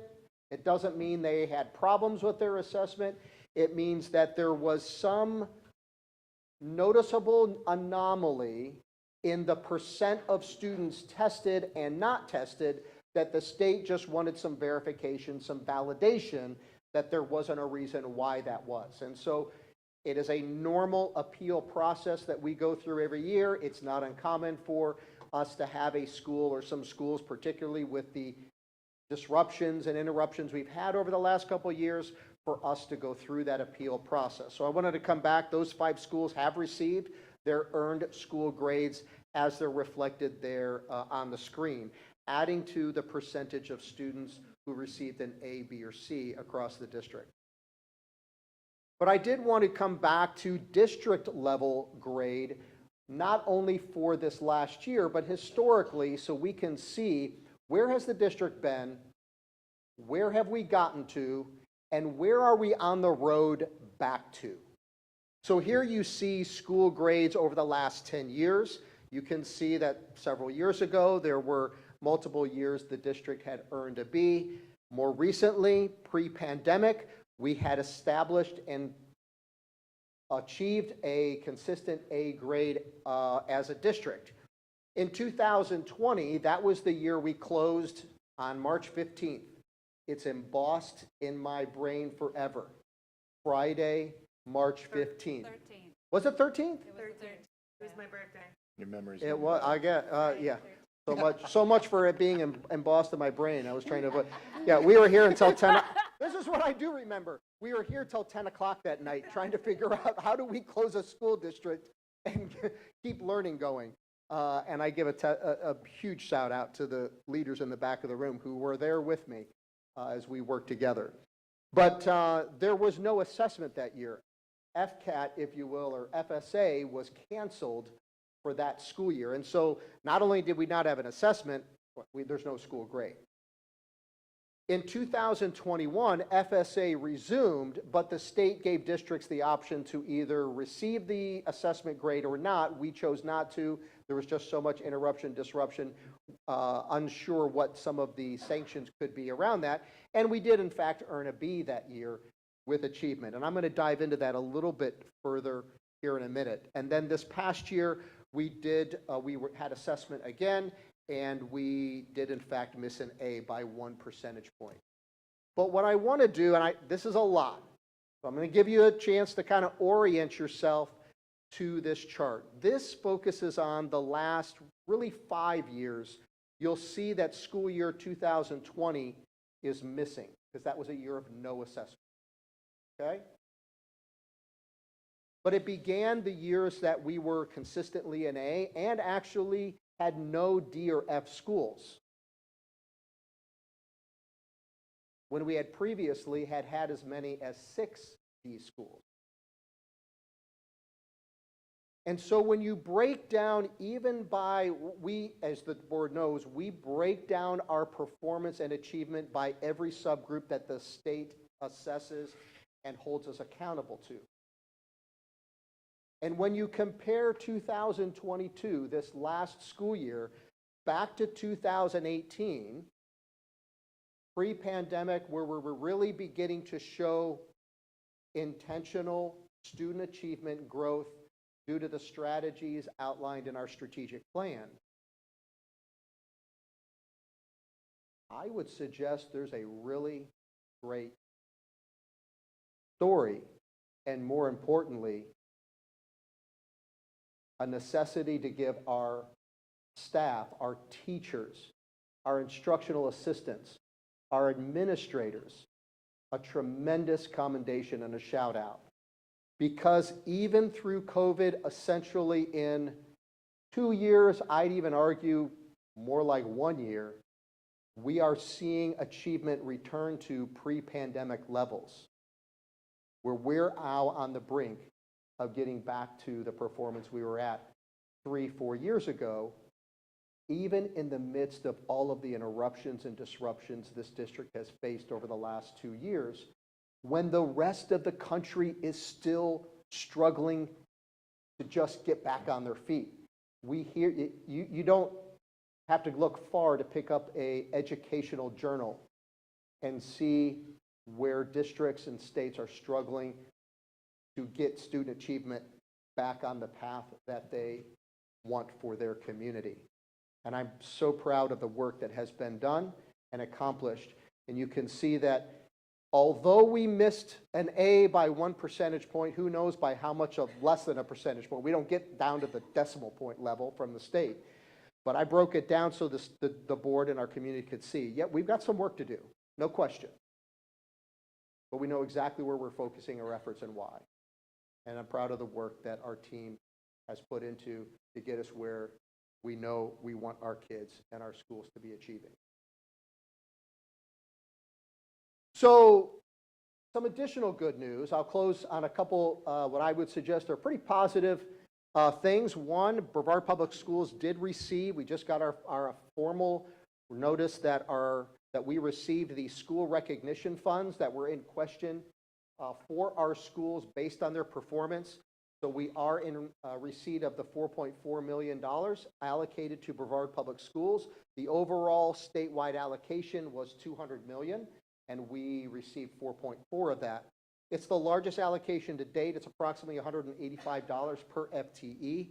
So 30 of our schools will be receiving funds in recognition of their achievement for last school year. And now they go through that process where you're likely familiar with, where they work with their faculty, staff, and determine how will we distribute the funds that are distributed to those schools. And that has to be completed no later than the end of February. Those dollars go directly to our teachers and staff at our schools. Those don't stay at the district. And then finally, I wanted to give the board an update on enrollment. We did just work through FTE. We are now in the correction window for FTE as we double check our reporting and so on. We had projected almost 65,340 students for last year. I would like to note that that was an ambitious projection. It's been a very unsettling period of time trying to understand exactly where we are, where to expect return, and so on. And I'm very pleased to share that we've essentially met our projection for this year. It's over 650 student increase over last year. And since we experienced that decline 3 years ago, we're at almost 1,400 students higher than we were at that low mark back in 2021, school year 21. With that, happy to answer any additional questions the board may have. Any questions for Dr. Mullen? I will just say again, kudos to the team for all of the hard work. I mean, obviously, none of this occurs without commitment at every level of the organization, from our teachers and our instructional assistants, our resource teachers that are providing support, our guidance counselors and social workers that are wrapping their arms around our kids, and all the way up to the top. So thank you for the good work. Appreciate it. All right, with that, we are going to move into the public comment portion of our meeting on agenda items. We have only 2 speakers on agenda items. For those of you signed up to non-agenda items, know that your opportunity will come. We just have to get through some board business first. So we only have 2 speakers for agenda items this evening, meaning each will receive 3 minutes. Please note that the time is per speaker, not per agenda item. Topics not specific to agenda items will be moved to the non-agenda portion of the meeting. We have a clock in front of me to help you keep track of your time. When your time is over, you'll be asked to stop and allow the next speaker his or her turn. Always keep in mind that reasonable decorum is expected, and your statement should be directed to the board chair. The chair may interrupt, warn, or terminate a participant's statement when time is up. It's personally directed, abusive, obscene, or irrelevant. Should an individual not observe proper etiquette, the chair may request the individual to leave the meeting.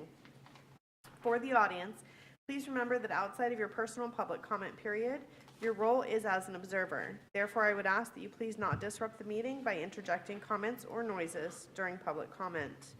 Our 2 speakers this evening are Katie Delaney and Max Maddle.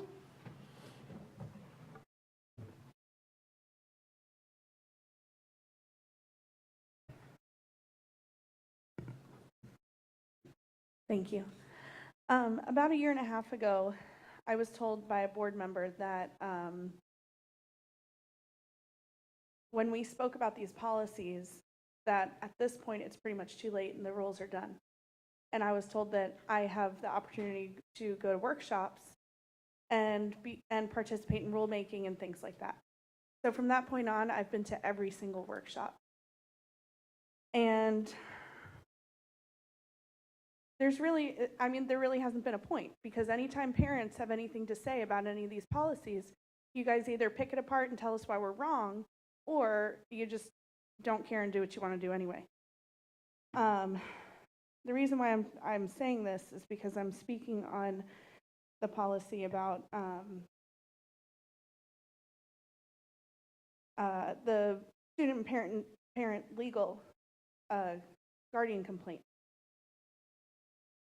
The policy says that you guys have 37 days to talk about, to resolve the issue. And in the workshop I mentioned, well, what about harassment, bullying, those type of things? I understand there are separate policies, but those were just a couple of examples I mentioned. There are so many things that 37 days is too long.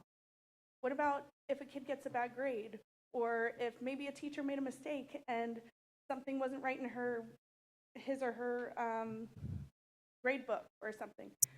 37 days, you're done with you're out of the marking period at that point. So now the kids' grades are messed up, and that's happened. I've personally seen that happen to people where those things don't get resolved, and then a kid gets a bad grade and gets kicked out of National Junior Honor Society, or some of these things. So it's just really disheartening that the public is supposed to be part of all of this, and you're supposed to be our representatives, and you're supposed to take what we have to say and take it into account and hear us, and not try to pick it apart, but try to hear us. We get to tell you guys how we want our county to run. So I'm going to say this again, like I said in the workshop, I think 37 days is too long, and I hope that you guys discuss it and think of a plan maybe that will be better for our kids. Thank you. Thank you, Ms. Delaney. Have a great day. Max?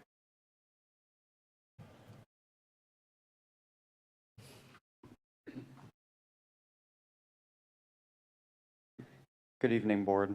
My name is Max Madel. Tonight I will be speaking on Board Policy 2416, but more specifically about the one-to-one program that Brevard Public Schools has recently implemented. First off, one-to-one has various issues. For starters, it is unethical to force every student to take a laptop when one is not needed. When a student possesses their own personal device, it is unnecessary for that student to be forced to take a laptop. It is a waste of money, if you ask me. But I am aware that students are becoming much smarter than the people that work here at the district and are hacking into things they should not have access to, so the district needs to keep their eye on device usage. In addition to this, one-to-one causes what I like to call legal limbo. When a dual enrollment student is accessing their assignments in the grading and assigning program Canvas, Canvas displays the student's grades.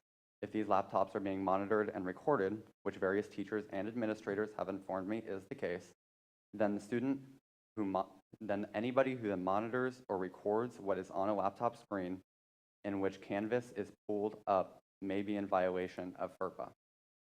The only employees within a school district that are allowed to look at a student's dual enrollment grades are their own guidance counselors. I have had many meetings with administrators about various academic subjects, and each and every time they pull up my current grades, they ask how I am doing in my college classes. When one asked how my dual enrollment grades are, I asked why they did not see them when they pulled up my grades. They told me that it is a violation of FERPA if they had access to my own personal grades from another institution. This poses a potential legal issue created by one-to-one. Thank you very much. Thank you.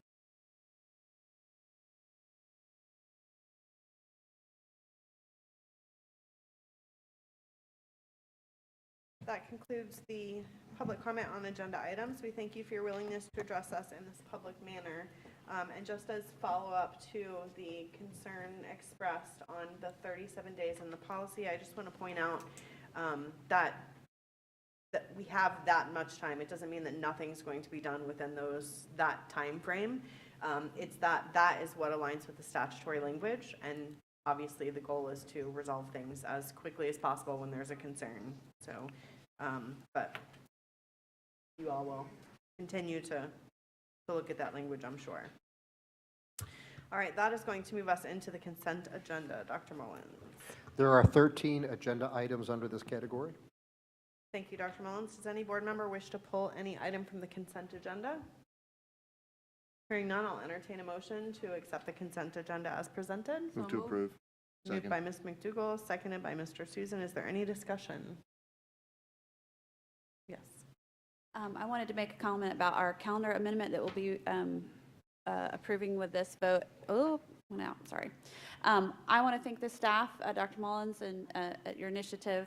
We are very pleased to have the opportunity to be able to make up the hurricane days without taking away the Thanksgiving break with our vote tonight, and which will mean for our students having 4 early release days that will be full days. So you're just losing like an hour and 15 minutes 4 times to make up 3 full school days. And our employees will not have to have any additional days because they were already going to be there at the time. So I just thank you guys for the school calendars are so incredibly complicated between state laws, school board policy, all the contract requirements, all of that. So it's really complicated. I want to thank the BFT also for cooperating with making the adjustments to the early release, but I think this is going to be really great for our community, and I'm thankful that we can offer this opportunity to not have to lose our wonderful Thanksgiving break that everybody was so looking forward to make up for Hurricane Days. So thank you guys.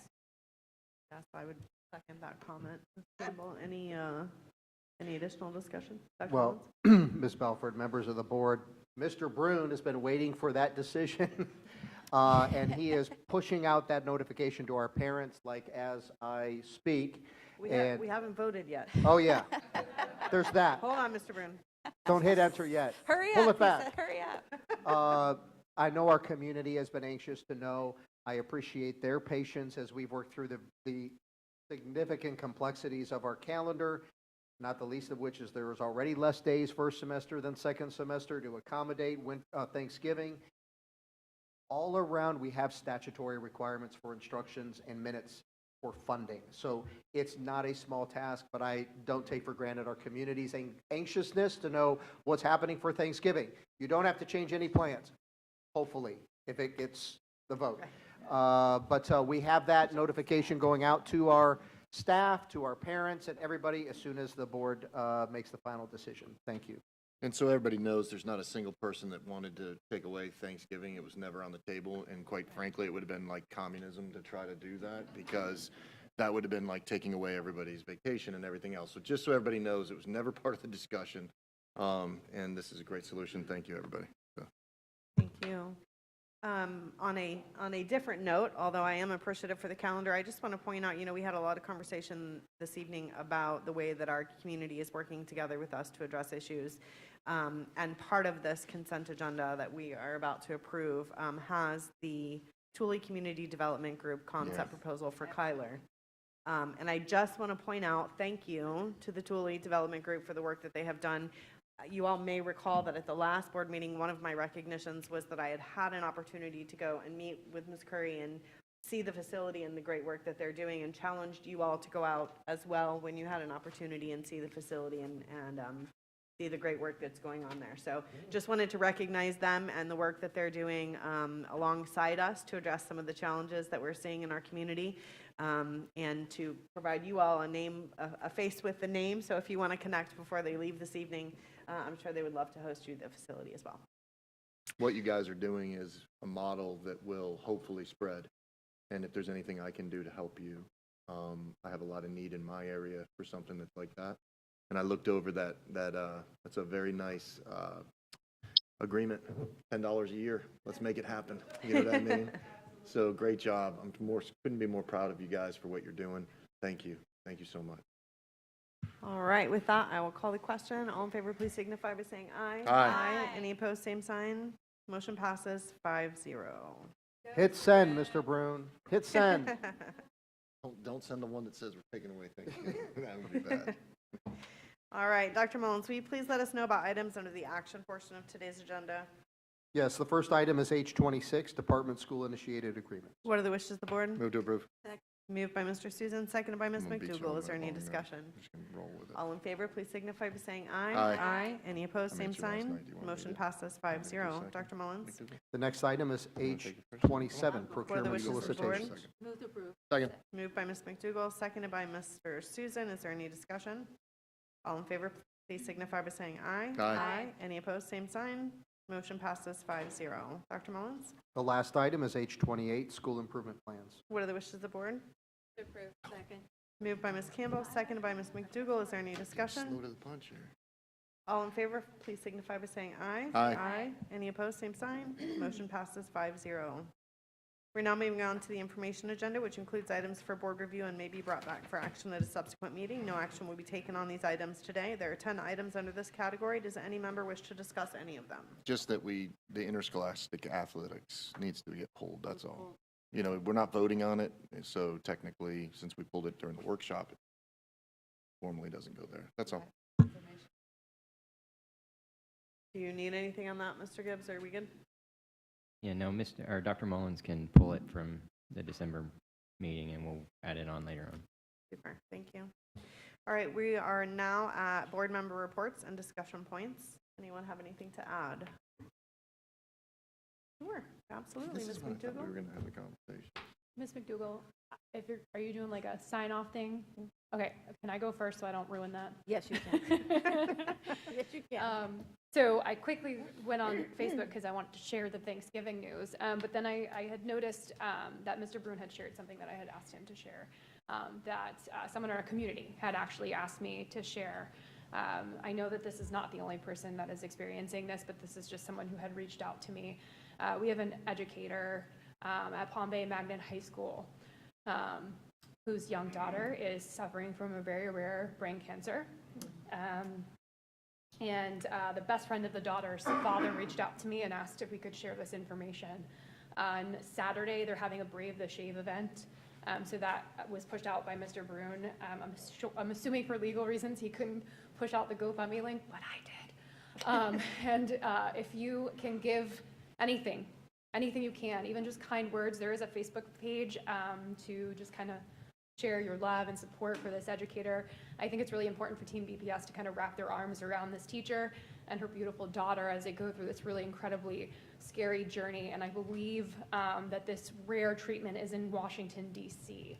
And so that is why they have a GoFundMe for travel expenses, medical expenses. And so thank you, Mr. Brune. I just noticed that you had shared that to the world. So thank you. I just wanted to bring that to everyone's attention.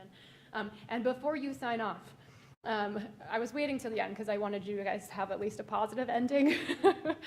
I, of course, didn't forget about you. We still have public comment, you know. I know, but I'm just going to do it anyway. I'm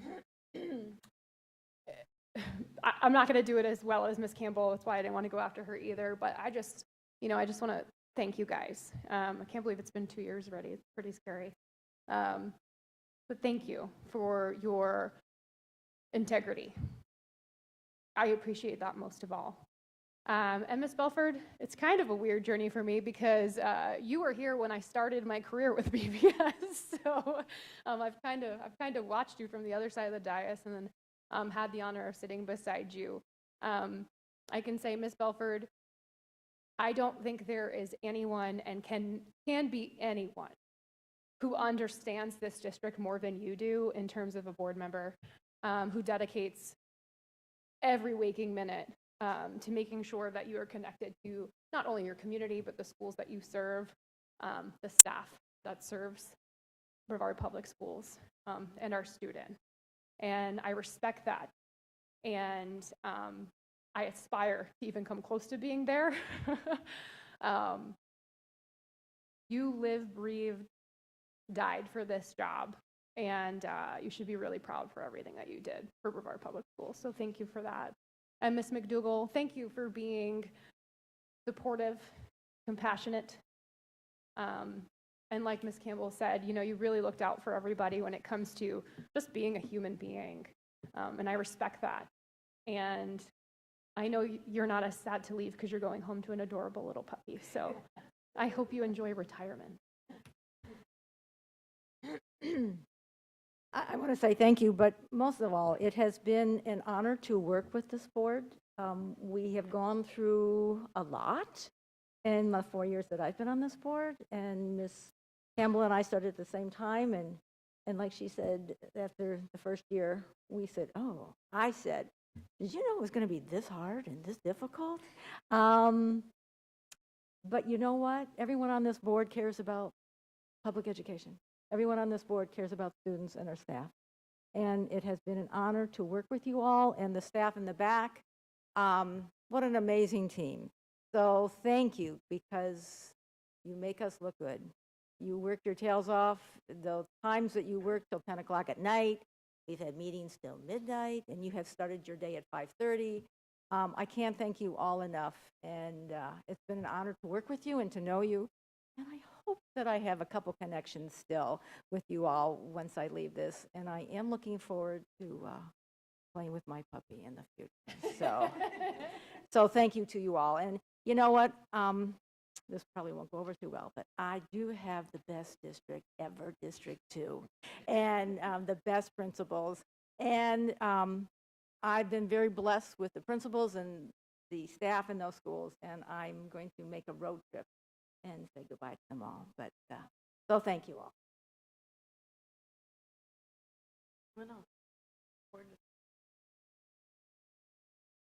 Okay.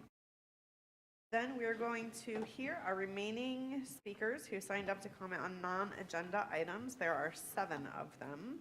Each speaker is limited to 3 minutes. We have a clock in front of me to help you keep track of your time. When your time is over, you'll be asked to stop and allow the next speaker his or her turn. We will hear from the speakers in the order in which they signed up, including those who may be waiting outside, which I don't believe is an issue this evening. As stated earlier, reasonable decorum is expected at all times, and your statement should be directed to the board chair. Should audience participation interfere with speakers being heard or hearing me, I'll be forced to clear the room. When I call your name, please line up along the east wall of the boardroom to facilitate the smooth transition with speakers. Our first 3 speakers are Brandy Schaffhauser, Katie Delaney, and Julie Bywater. You all would not mind.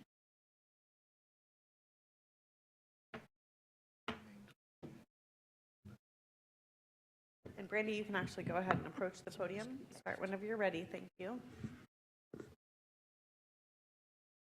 All right, hello board. I wanted to take the time and say thank you guys very much for all the work that you do for schools. I have 3 teenage kids, all that are attending or have attended Heritage High School. Some days have been good, some days have been bad, so, but all in all, pretty good experience. The reason that I'm here today is because my 15-year-old son is in JROTC, and he recently went to a competition, and whenever they were doing the poles or the bridge where they have to do the rope bridge, they have to put a rope up to these 2 poles and tie it together. They were not prepared. And whenever I talk to the students, because I do talk to the students, all of them, I'm very vocal like that. I ask them what's going on, why are you not prepared, are you guys nervous, like what's the deal? And they informed me that they do not have the access to either of those poles to make the bridge, so they know how to train and do that. I was a little taken back by that. I was like, why is something like that even occurring, right? I watched 3 high schools go as Heritage High School just waited there, and I felt really bad for them because they were embarrassed. Viera went. They were very good, by the way.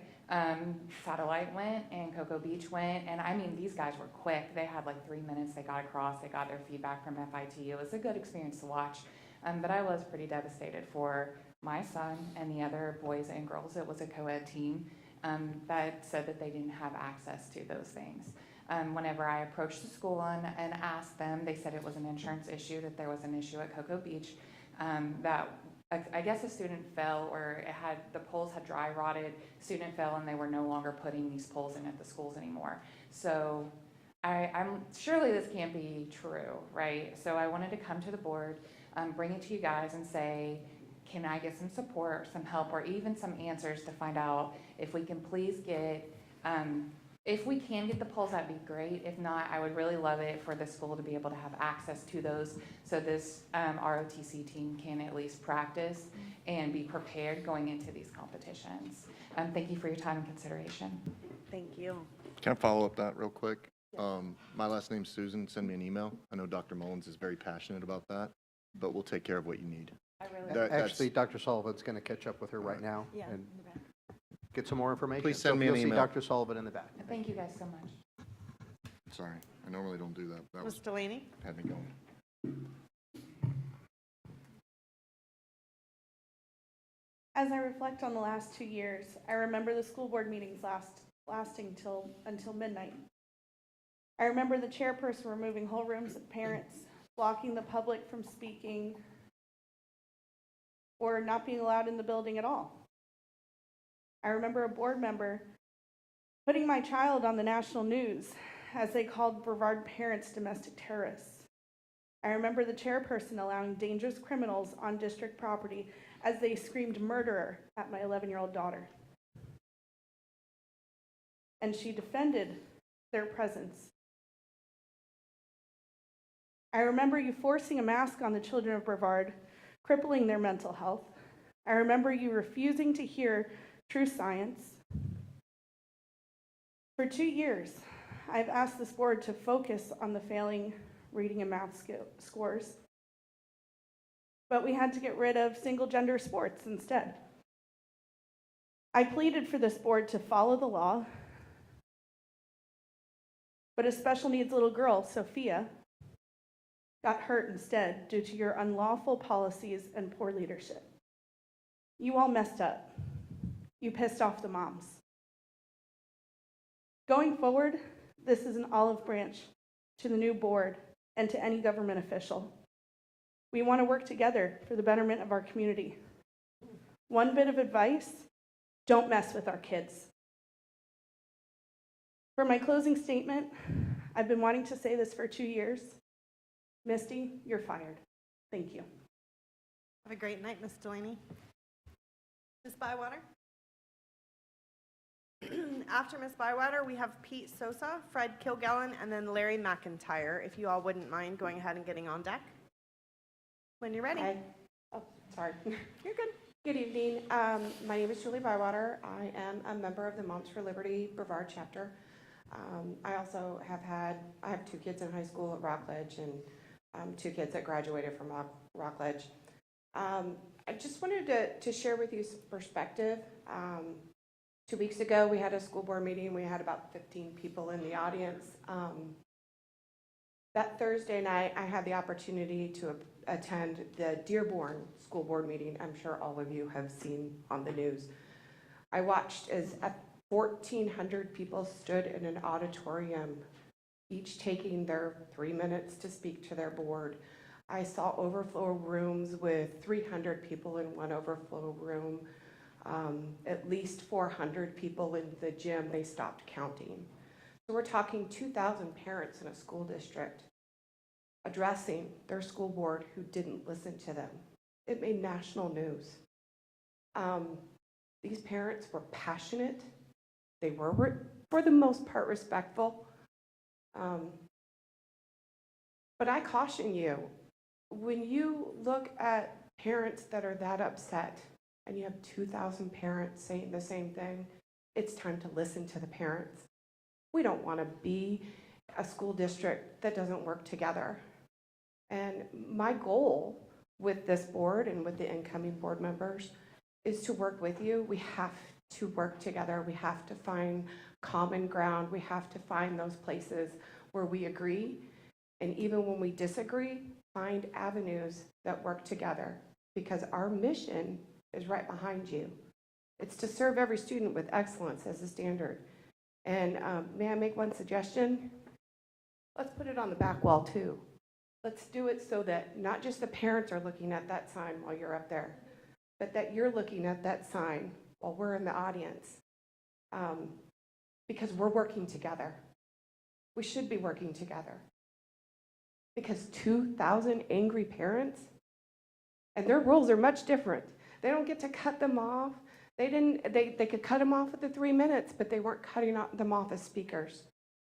Those parents could address each board member. They could bring up teachers' names. They could bring up the situation. They could bring up the library. They could bring up it all. We don't want to be on the national news because we're not getting along. We want to be on the national news because we're breaking ground and we're getting along and we're working together and we're setting a gold standard. That should be our goal. Let's work together. I've enjoyed interacting with you, and I will continue to interact with you because those kids are my goal, just like you guys. Good night. Thank you, Ms. Bywater.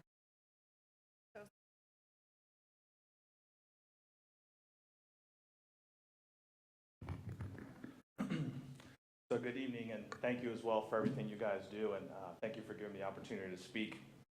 So my name is Pete Sosa, and I'll be speaking on behalf of numerous Viera High School parents that are here in attendance today. We all have student athletes that play baseball at Viera or have played in the past. So first thing we wanted to start off by saying is acknowledging the wonderful job that Coach Brock Doty and Bob Doty have done with our young men over the years. Not only have they guided them on the field, but have mentored them off the field as well. And Viera High School is very fortunate to have them on board. We've noticed recently that the district has passed down some restrictions on our fall program and fundraising, and we don't understand why. These are activities that have been in place for years, way before any of us had students even at the high school, right? So this has been happening for years within the baseball program. Unfortunately, the only feedback we were able to get from the school district or from the school is that the district is mandating it because a parent or parents have complained. Most recently, we were told not to launch our Pizza Gallery fundraiser, which we do every year. It's because the team has not been made yet, right? Cuts have not occurred. So this is obviously, baseball is a spring sport. Obviously, cuts have not been made. Fundraising in the off-season is essential to the program, right? All uniforms, spirit wear, equipment, baseballs, etc. need to be purchased before the season starts. If we wait to fundraise when the season starts, by the time we get all these materials, the season will be at least 3/4 of the way over. We saw it happen last year, particularly after COVID. Things are just delayed in manufacturing. So with that being said, we want to know if there's actual written policy for that, if there's a rule or policy written for that you cannot fundraise in the off-season. And the reason we have that question is because all the other sports teams do it at the high school and schools within the county as well, right? Off-season fundraising is done by, I don't have to name the other high schools, you guys know the names of the high schools. So, and also keep it in mind, before we start fundraising, we make it very clear that it's optional. It has no bearing on whether or not you make the JV or varsity team in the spring. It's purely optional. It's not mandatory. It's written, and it's also verbally said to the children by the coaching staff. The last point, so these are just some of the things. I mean, we started acknowledging, we've seen a series of events since March of 2022. Most notably, a parent or parents made false accusations regarding the coaching staff in our booster club without any evidence, I may add. And the booster club had to provide all of our financials. Of course, no wrongdoing was shown once they were provided. But I also want to make it a point that this individuals is targeting minority students. Just last night or yesterday, there was a residency verification done at 2 Latino homes. And we don't know why. As you can see here, no one else here had the same residency verification. So Mr. unfortunately, they're Sosa, being targeted. unfortunately, your time is up this evening. Okay. But feel free to reach out to the board if you have additional information that you would like to share, okay? Thank you. Appreciate it. You're welcome. Thank you. Mr. Kilgallen, you're up next. And our last speaker is Liberty L. If you would like to go ahead and get on deck on the east wall. Mr. Kilgallen, you're up whenever you're ready, sir.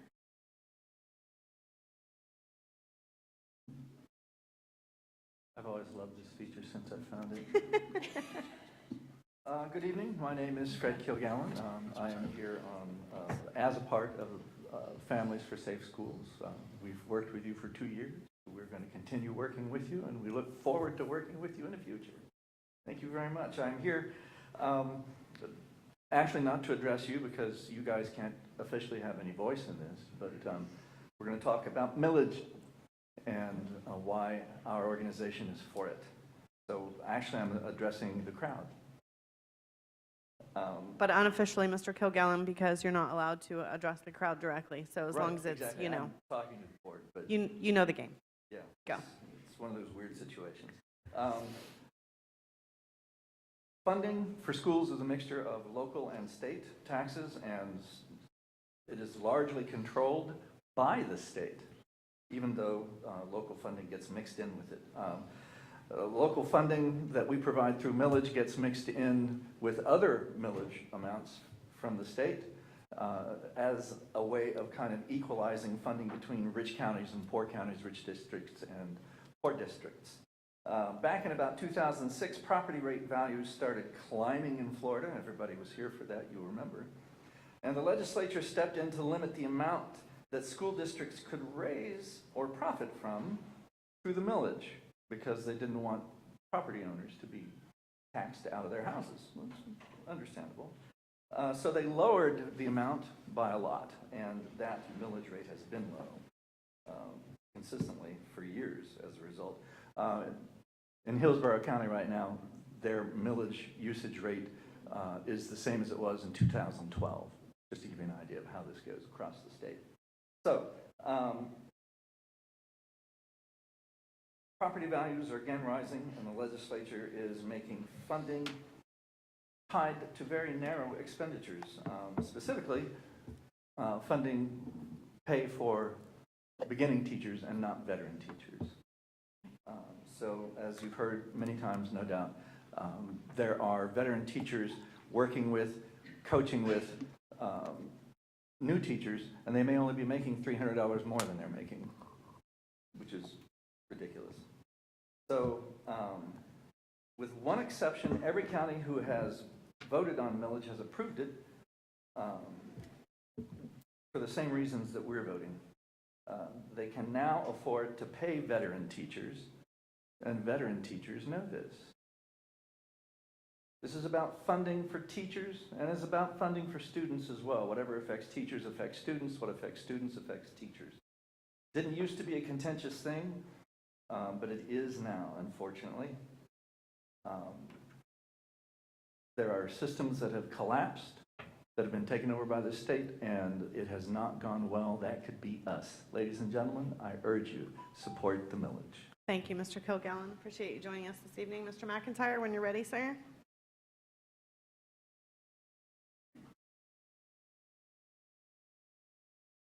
Madam Chair and Board, my name is Larry McIntyre. Hold on one second, Larry. Can you hit that button and bring that mic down closer to you? Or just pull it toward you. It's very directional. There you go. Cool. My name is Larry McIntyre. I'm the proud parent of 2 Columbia, Southwest, and Bayside graduates. I understand the important role that schools play in our children's life. As a businessman that has been active in the community, I also see the role our school system has in bringing new jobs and exciting jobs to our community. Just last week, the Dassault Aviation Company announced they were bringing in over 400 new jobs and $115 million in capital outlays to the Space Coast. They're doing that because we have a talented and educated workforce. Successful students and businesses rely on a strong school system. That is why I agreed to spearhead an effort to support the ballot measure titled School District of Brevard County Ad Valorem Millage Election. Our committee, Better Schools of Brevard, has been working to build a broad community support. We are trying to educate and inform the voters to let them know the importance of voting yes, to help our schools stay competitive, to recruit and retrain our high-quality educators, to be able to hire bus drivers to take our kids safely to school. You drive around this county, there are CDL drivers needed everywhere, and they don't have the responsibility of having children behind them. To be able to hire more workers so we have a safe and healthy environment when they get to school. Right now, we have endorsements from the Melbourne Regional Chamber, the Space Coast Association of Realtors, Business Voice, and as well as 50 individuals and businesses. They all understand the quality schools will help strengthen Brevard's future. We will continue with our outreach program and funding right up to Election Day. We're hoping for a positive outcome that will continue to make the Space Coast one of the best places to live in the state of Florida. Thank you. Thank you, Mr. McIntyre. All right, last speaker, Liberty L. Going once, going twice. All right, that concludes our public speaking for this evening. Board wishes to thank you for joining us. Unless any board member has anything for the good of the order. Going once, going twice. There being no further business, this meeting is adjourned.